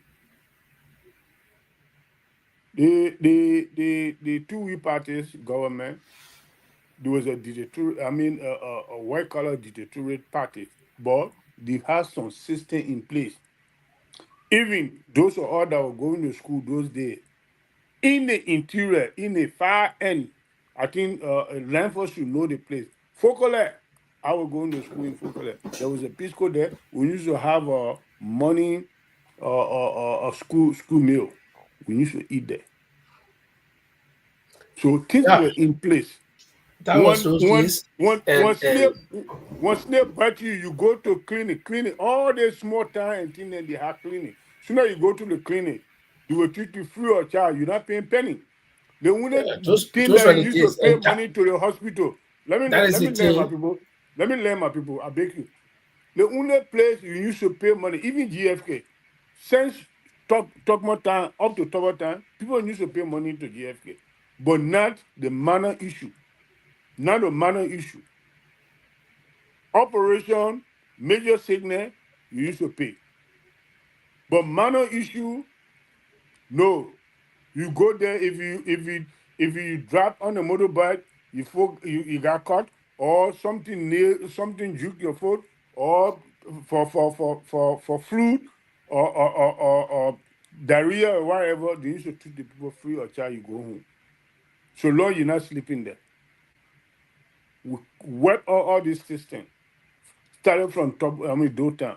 That's why I always say to people then I say our problem, Liberia problem started immediately when native men took over.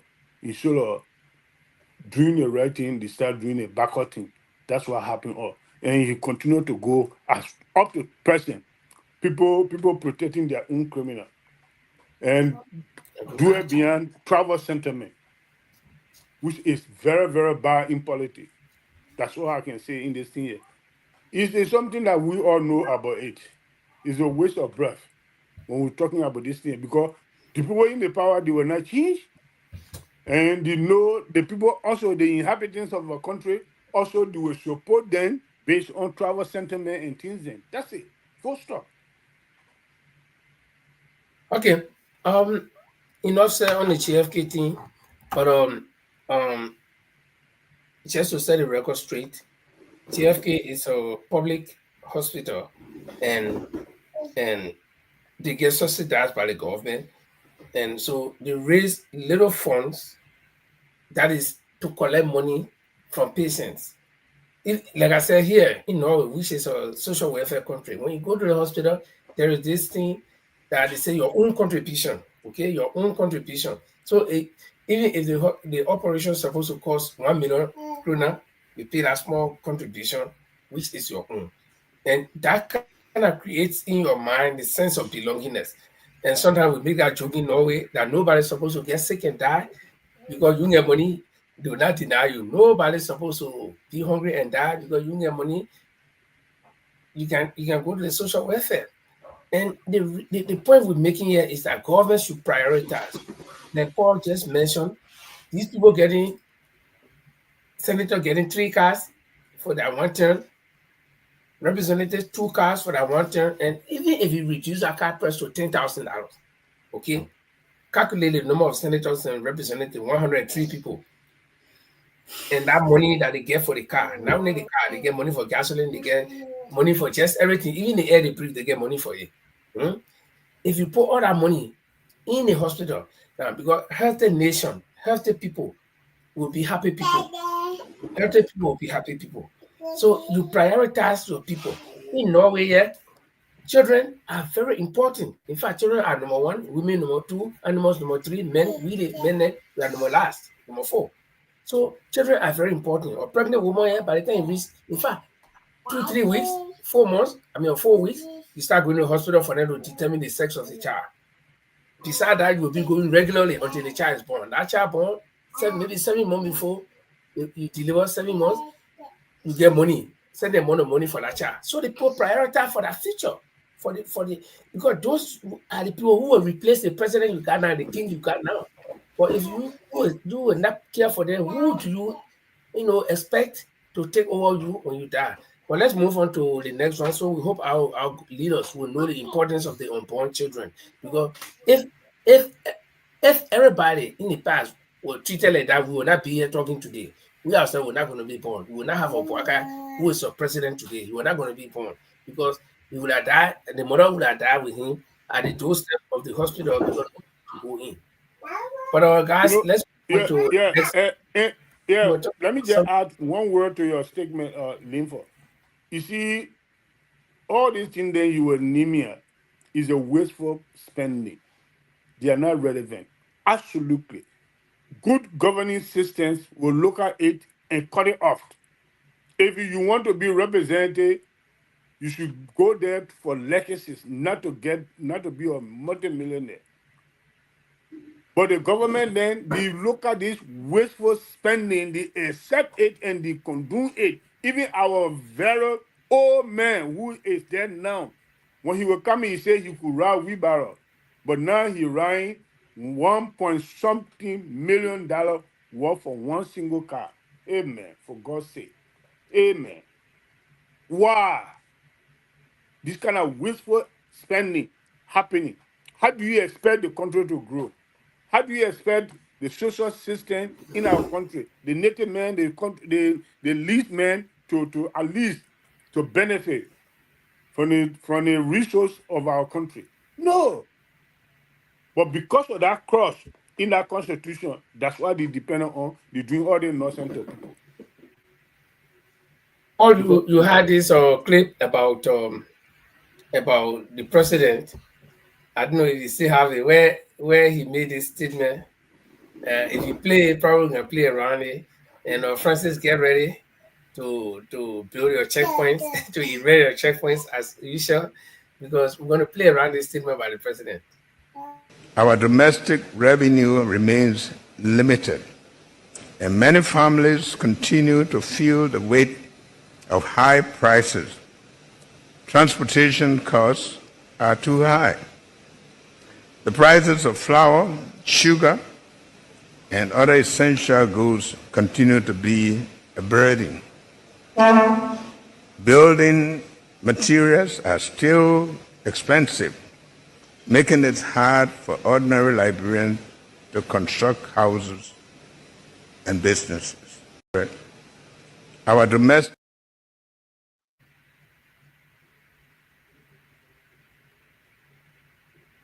This is the president talking, and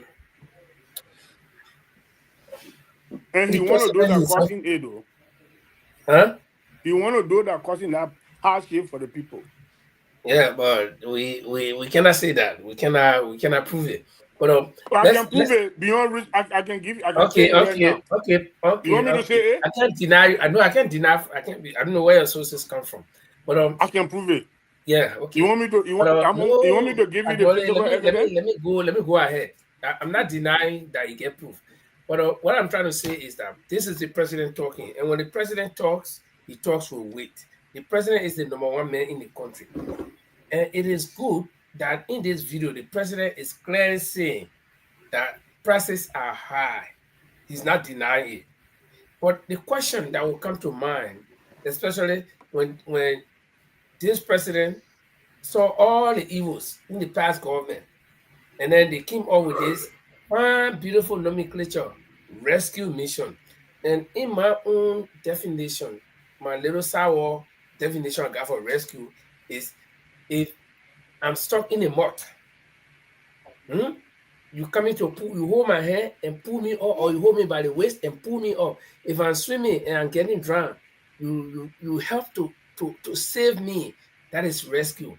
So Liberia was drowning, Liberia was stuck, Liberia was on the bad trajectory, and this government said from the start in their campaign message that we are the rescue mission. We are coming to rescue you people, to take you from that bad state of condition that you are in. And the president himself knew the condition. That's why he made a statement that prices are high, building material prices are high. He mentioned the bread and butter issue, mentioning sugar and flour. Those are daily something.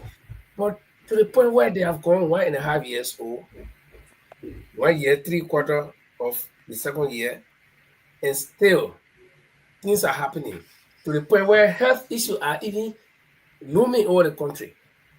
And Francis, where do you think we are? What do you think the government should be doing by now?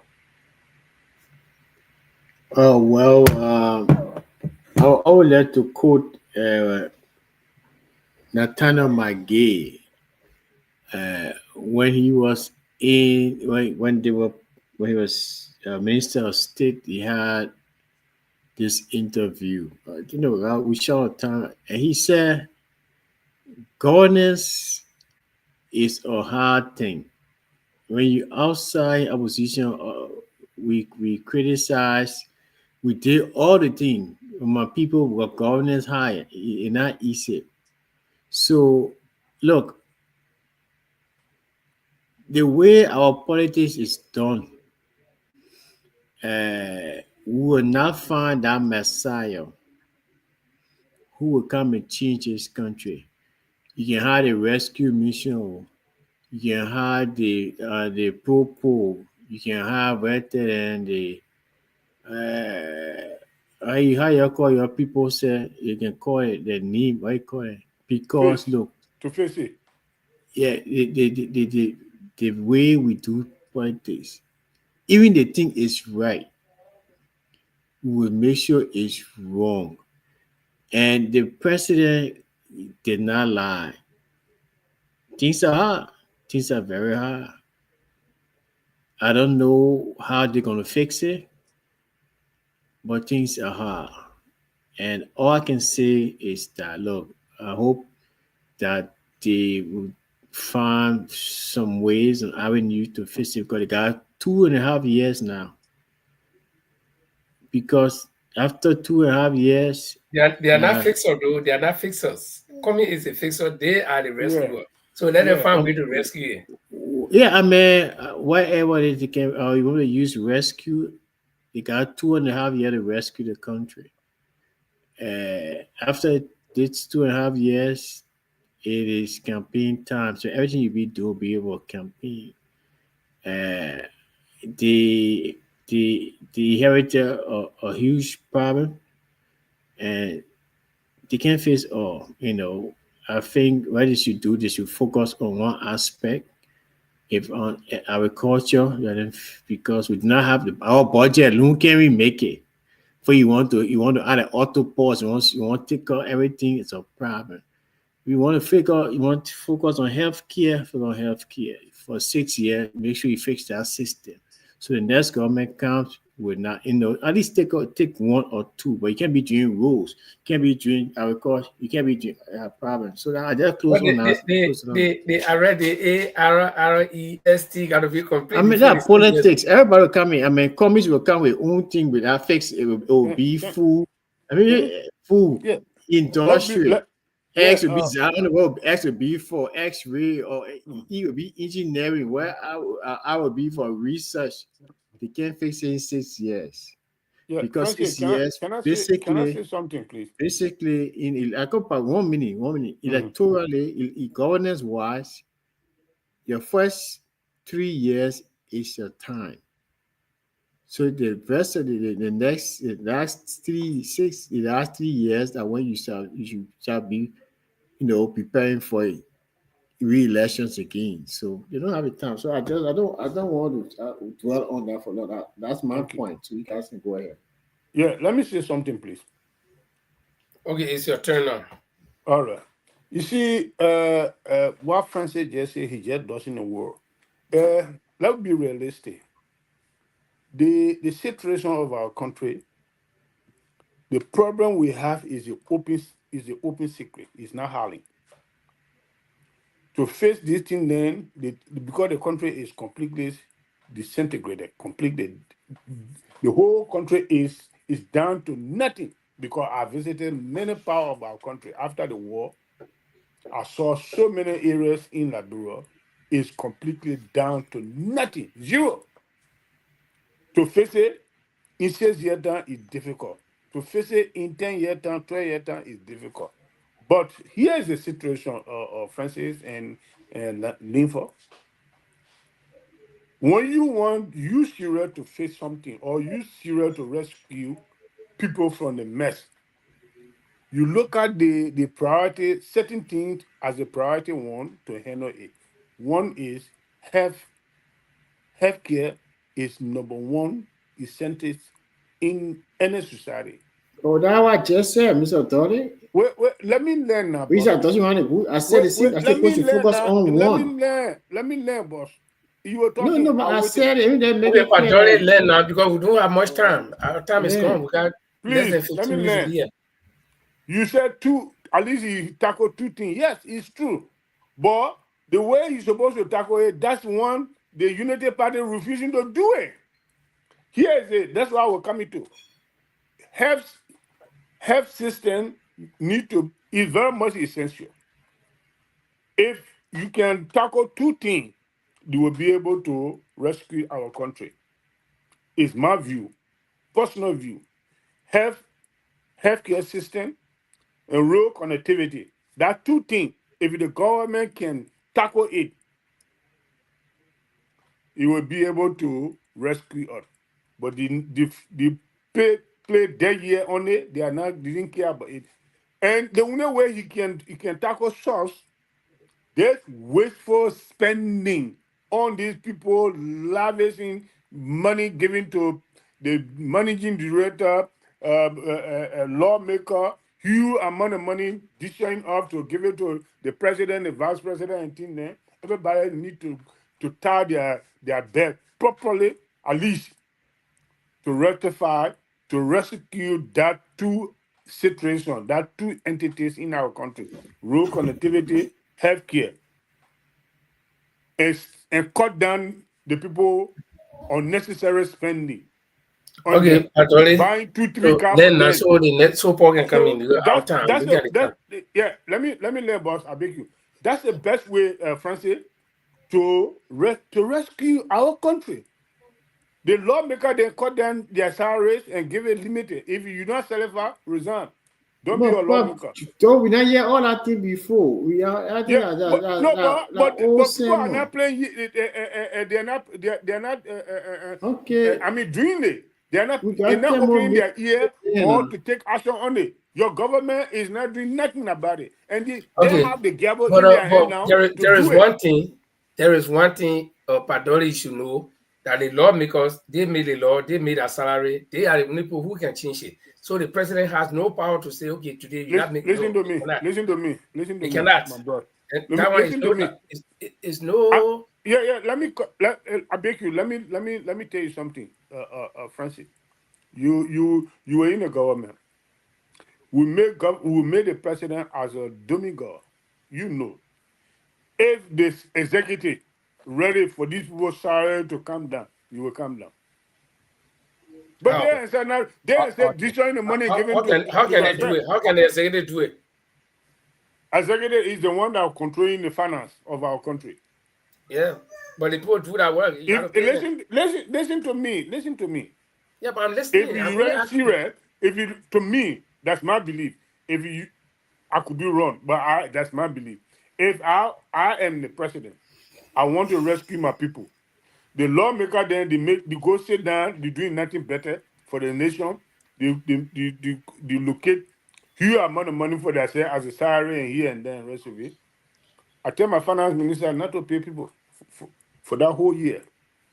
It No, doesn't wait, work. It listen to me doesn't. now. It Listen doesn't to me. work like Listen that, to me. Padoli. You You just know made it a point, doesn't so work why like so that. she said, listen And to me. let I me mean, make my I'm not point so they denying. can That's talk. why you believe. But That's what I believe. yeah. I The You start time, take giving your the it you take time. your because belief. the people You take are your not belief. You making consider your a belief. So sense. Paul, what do you think? They are not making a sensitive decision in the house of parliament by locating huge amount of money. In fact, the money that they giving to them is Okay, constituency Padori, you got to let. We development got, money. we This got and less that. than 10 Stop all minutes. this one then. Okay, Tell Paul, them, look here. what is your take? If your salary gets to be this, Padoli, you have spoken for over 10 minutes now. Let the no, but conversation Paul, go. that thing here is really burning my But it's flesh. burning. We don't have the time, so Lamford other people no. have to talk. During child care administration, no lawmaker was But taking more than after they show you, you 1,500. get the platform be available. You can be there with me and be and talk that one. Yeah. No, But to be you very, mentioned, listen, during Lamford no. Charter time, that law was not, they have not made a Child care law. administration, Not because no Charter lawmaker was was so. taking more than Listen now, 1,500. listen, Padori. You see, we got people listening to us, and when you make your point, you want people to listen. So that's why we speak one at a time.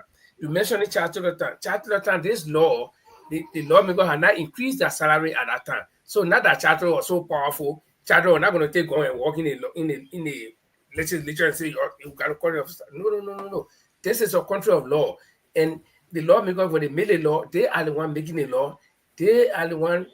When they finish with the law, they send it to the judiciary interprets it, and then send it to the executive to enforce it. So that law was Suppose passed. the executive refused to enforce it. They did not. No, listen. Huh?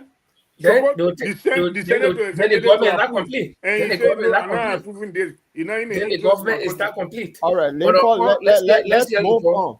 Yeah, because Okay, go ahead. Padoli will be going up and down with this. Yeah, you go So ahead. the way I see the whole thing here, I will give example of one country, one little boy rests in West Africa.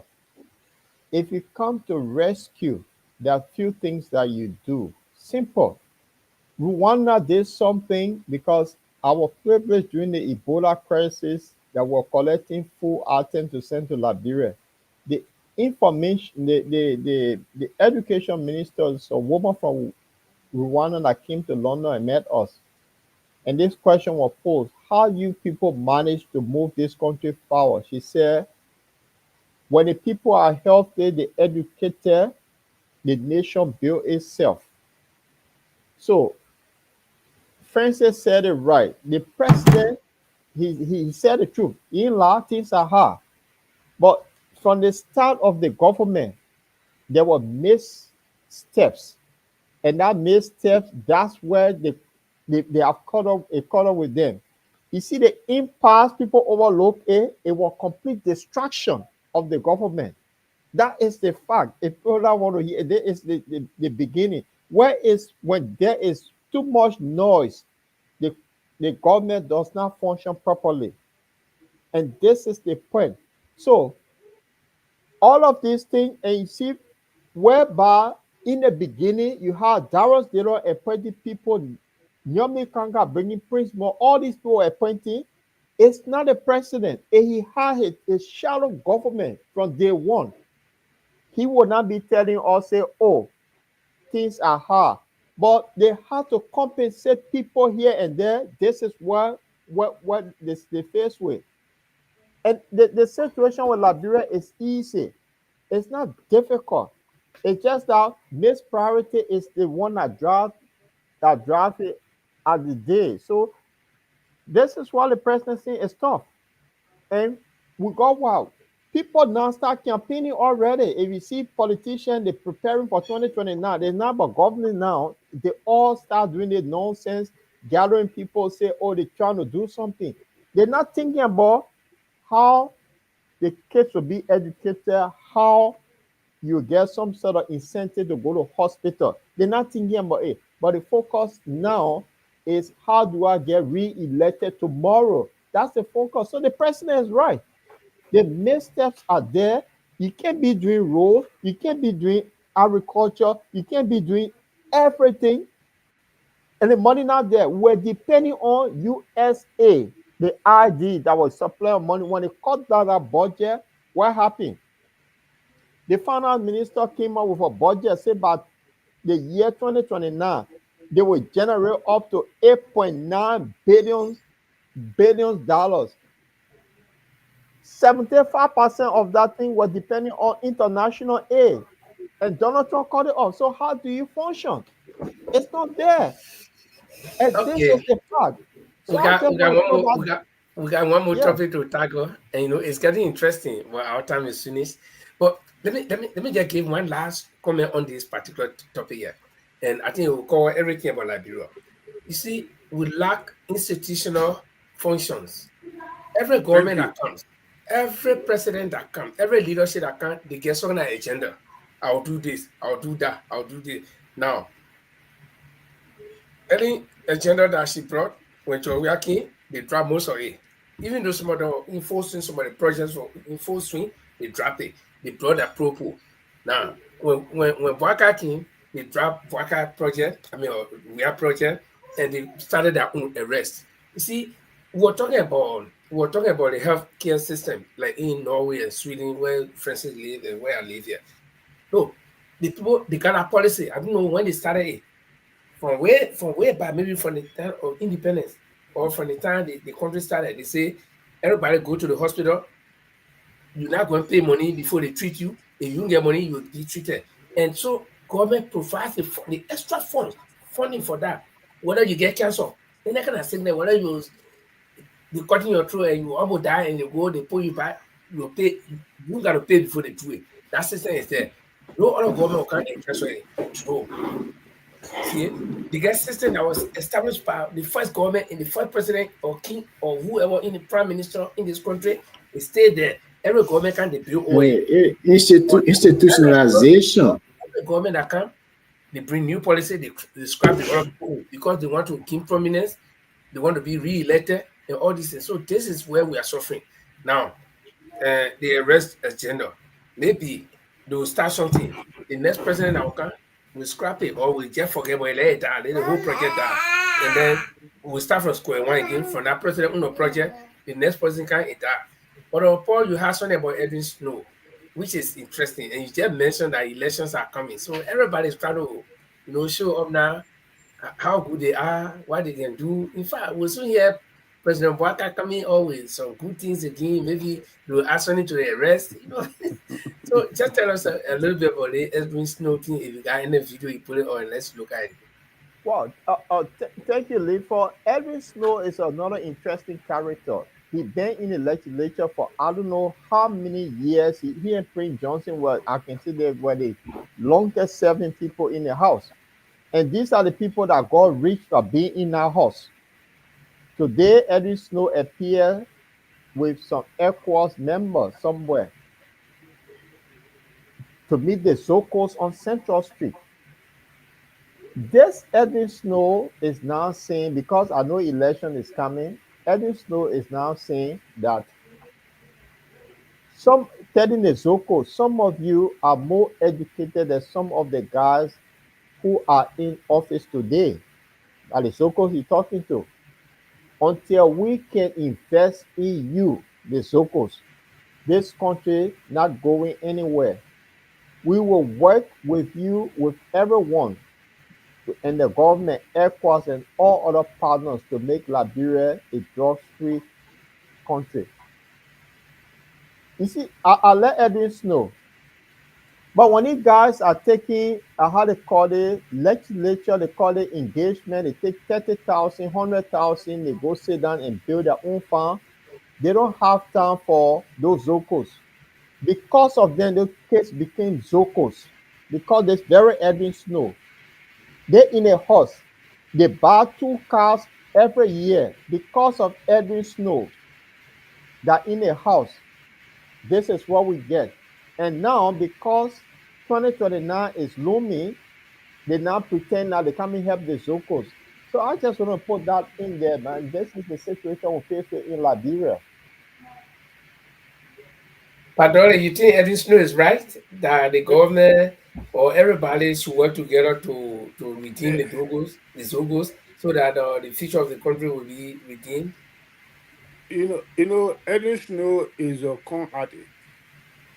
No, wait. You go into a character, but the idea that he's proposing, you think is right? Yes or no? That all I want to know for then you can see why I was saying. He's saying something free, but he knows he's not going to do it. So somebody like Yeah, but that. it said right. It said the right proposal in making that, but you can redeem the Zogos, let them be in normal society like all other people. We're still going to have those problems ahead of us. That's what I want to know first. Yeah, basically, he's saying what he's saying there is true. If your neighbor is not at ease, don't think that you're going to sleep sound. That statement is true. But you think he is a person that can make that change? No, no. He's very good at that. He makes just a statement, but that's a very good statement. Mr. Lamford and Mr. Chulople, you and Brother Francis in the same country. If you see today, we that are in the West, in Europe, we can sleep sound our fan, you can run and jump over it. You know the reason why? Simple and clear. The unfortunate people, least fortunate people, have been subsidized by government. You understand what I'm saying? Social system is working effectively to look after every unfortunate people. If you're not working, you will not be worried about what to eat, where to sleep. Because government step in to subsidize, to take care of you for that. That's the reason why the rich people, they live in their house and sleep sound. If you see any rich man being killed, maybe you seen mafia deal were on, you usually then go and pay some criminal contractor killer to go and do that killing. But no grown-up man, like in a common Liberian language, or street man or Zogo will go and harm any rich person on the street or in his house because the government stepped in to look after unfortunate people. That statement is good. But have we been doing that? No. No. You need to revamp the social system. Okay. In order I to think move these people from on the street, first of all, open an avenue where they will not be worried about what to eat and where to sleep. But Find that's that what he's avenue saying. first. That's what he's saying. They will work with airports and all of that's what he's yeah, saying. that's what he's saying. That's the point. I'm Yeah, not. that's what The I'm reason saying. I I asked the said that's what question, I'm saying. I say the he's reason saying I a asked, good thing, the but reason he I have been asked, doing that? the No. reason I asked this question is not to know the messenger, whether the messenger is good or the messenger is bad, but whether the message that the messenger is carrying The is a message is good good. message. Uh-huh. Yeah, No, it's a good message. guys, that is whole story. That decision was reached at ECOWAS Parliament, I think that 2 years ago, or 2 or 3 years. They decided to go to like take on the challenge in Liberia, Guinea, and Sierra Leone. And they will go to other countries in the sub-region that the echo sub-region that has this high crime and drug related issue.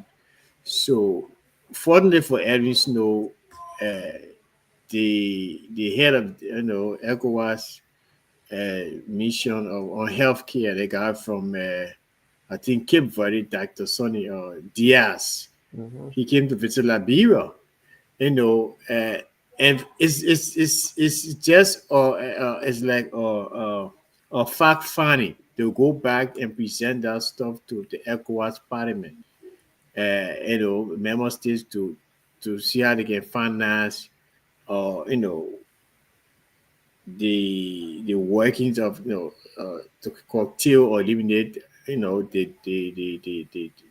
Zogos increase in the country. So that I listened to the guy yesterday. That he was on OKFM and had a portion of it on the radio when they were at the the capital, and the guys doctors were speaking. They brought experts in the field. So yeah, I mean, they gave it a chance. I mean, we cannot do everything. We can't see everything from the lens of politics. Everything has to be politics. I mean, let us be objective for once. That give somebody processes chance. It could be who become president. I mean, Evan Snow has done his best, and he has all his fault, but at least this time it's for the good of our country. Sierra Leone, Liberia, and Guinea. So that's all I got to say, guys. Thanks for the show, and good night from my end. Sure. In addition, gentlemen, Dolly, that Linford going to have a war in it. Then you can close up. Linford. all right. Thank you, Francis, and it's good that you came on the show, or every one of us are on the show tonight, and we appreciate.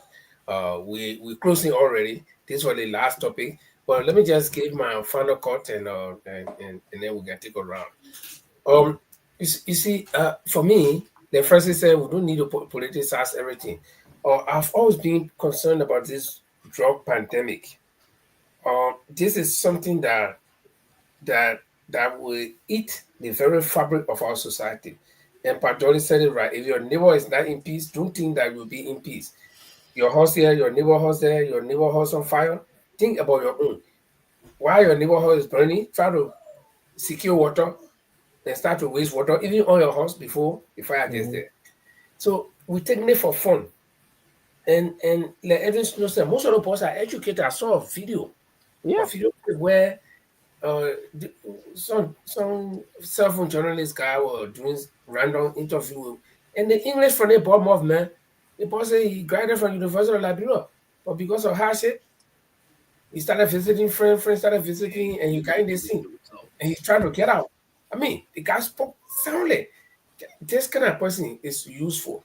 And not only him, there are a lot of other people who are educated, even if they are not educated, because you don't need education all through life. There are other people who can do other things, bricklayers. Some of those guys could be bricklayers, some of them could be plumbers, all kind of things. So the educated man will hire them and let them lay his bricks. You will pay them, they still making money. So it will allow that generation of people to go down the drain.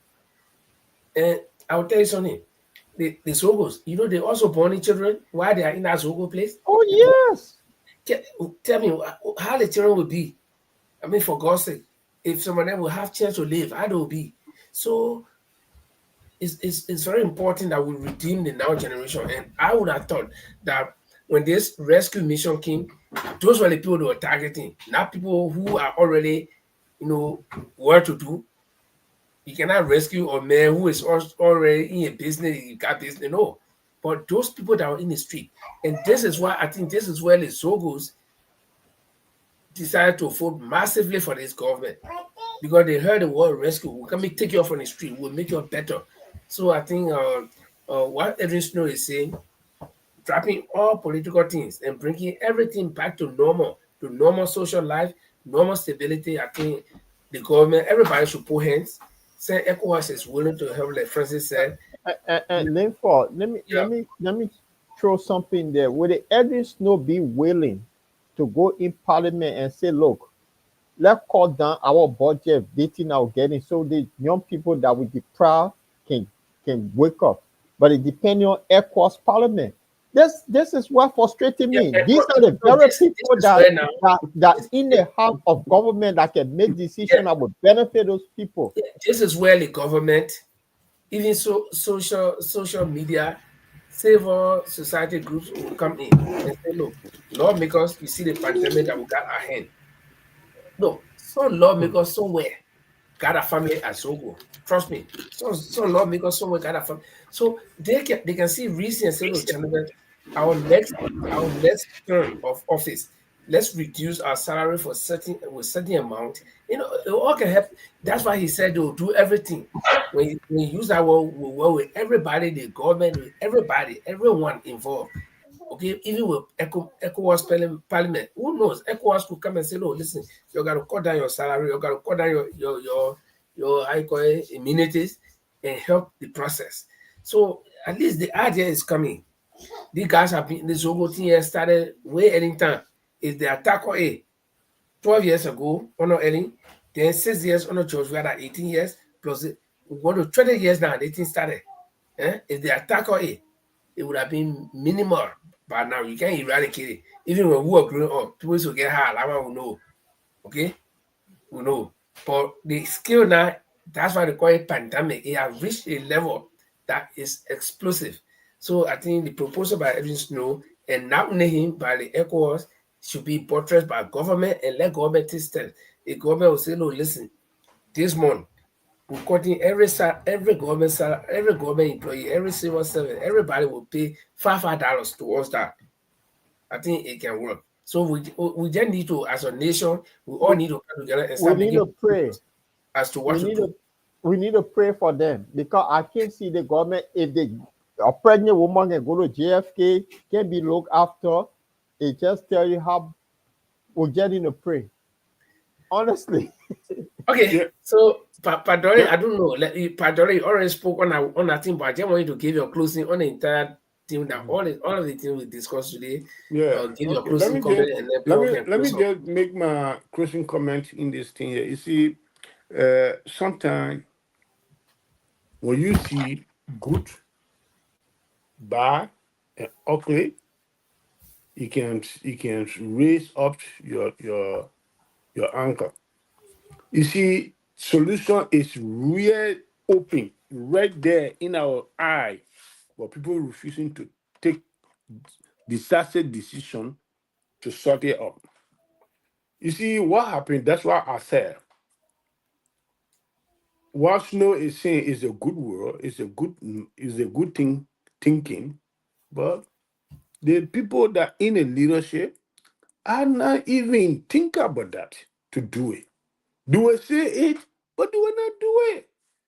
Because he been on. And one of the dangerous things, that or advocate to see to it that that particular constitution we have, that clause in the constitution to say the elected leader, president, vice president, the speaker, House of Representatives, blah, blah, blah, whatever decision they take in their power, it should not be prosecuted when they are not impeached, that thing being removed.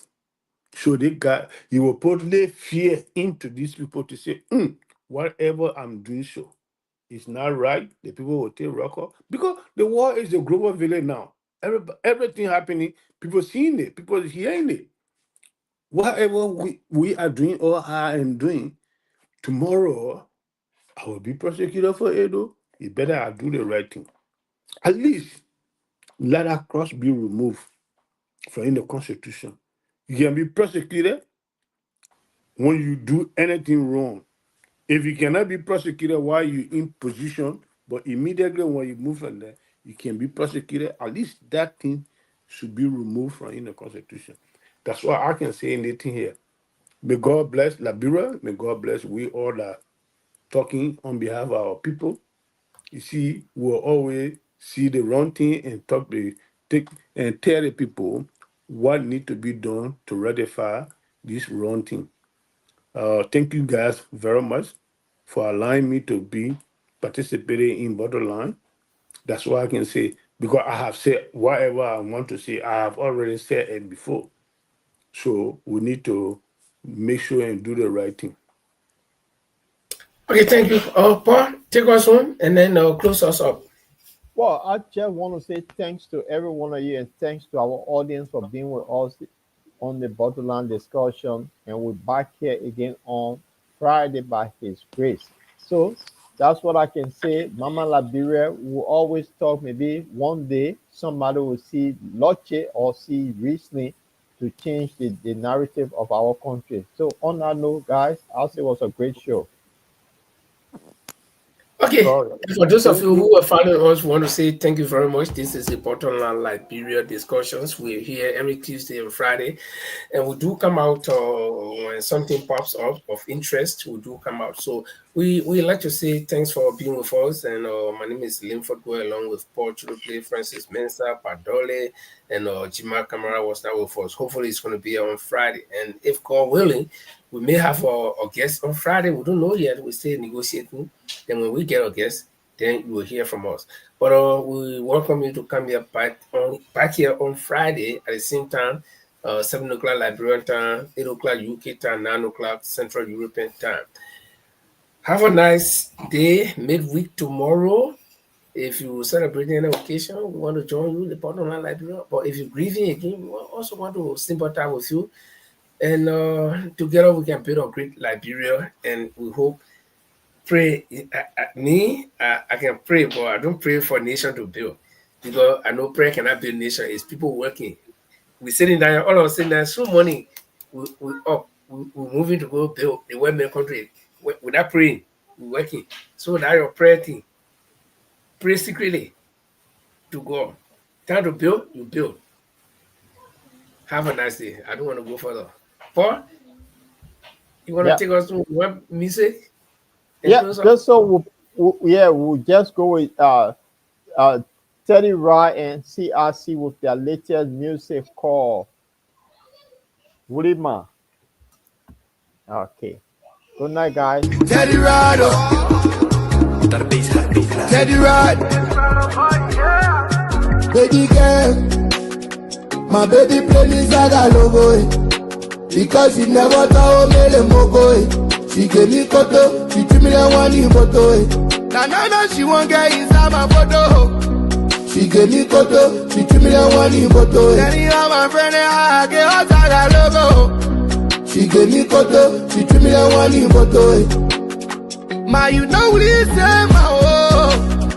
Baby, know what it say, ma. Ma, you know what it say, ma, oh. Baby, know what it say, ma.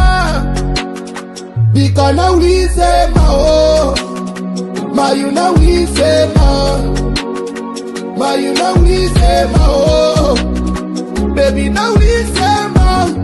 Me I want all again when they be cassava. Now you never choose a man Now because I let you must do me tabata. Your beans you cooking now on.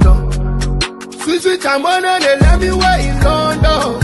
Where I get it, I mean, baby, where you come from? She won't follow me, go see mama. Waiting, give me that sugar, dodo. She won't follow me, go see mama. Waiting, give me that sugar, dodo. Waiting, give me that sugar, dodo. Now, all the girl, I wanna know. Waiting, give me that sugar, dodo. Now, all the girl, I wanna know. Ma, you know what it say, ma, oh. Baby, know what it say, ma. Ma, you know what it say, ma, oh. Baby, know what it say, ma. Pola sobe ama yeah. Banjo my heart. Celebrate the piece of sewa. Please don't show me that pepe. The way you find me, your friend and set okay wa. Press me down and steal my heart, oh. Say get it for the people dollar penny. See how you find looking sweet and yummy, oh. Let us say la for you, le bon me, oh. She on me, she won't stay inside my photo. Now when she want my call, and when she run though. Yeah. She won't follow me to see me bell. What thing she pour inside the cocoa? Ma, you know what it say, ma, oh. Baby, know what it say, ma. Ma, you know what it say, ma, oh. Baby, know what it say, ma. Because know what it say, ma, oh. Ma, you know what it say, ma. Ma, you know what it say, ma, oh. Baby, know what it say, ma.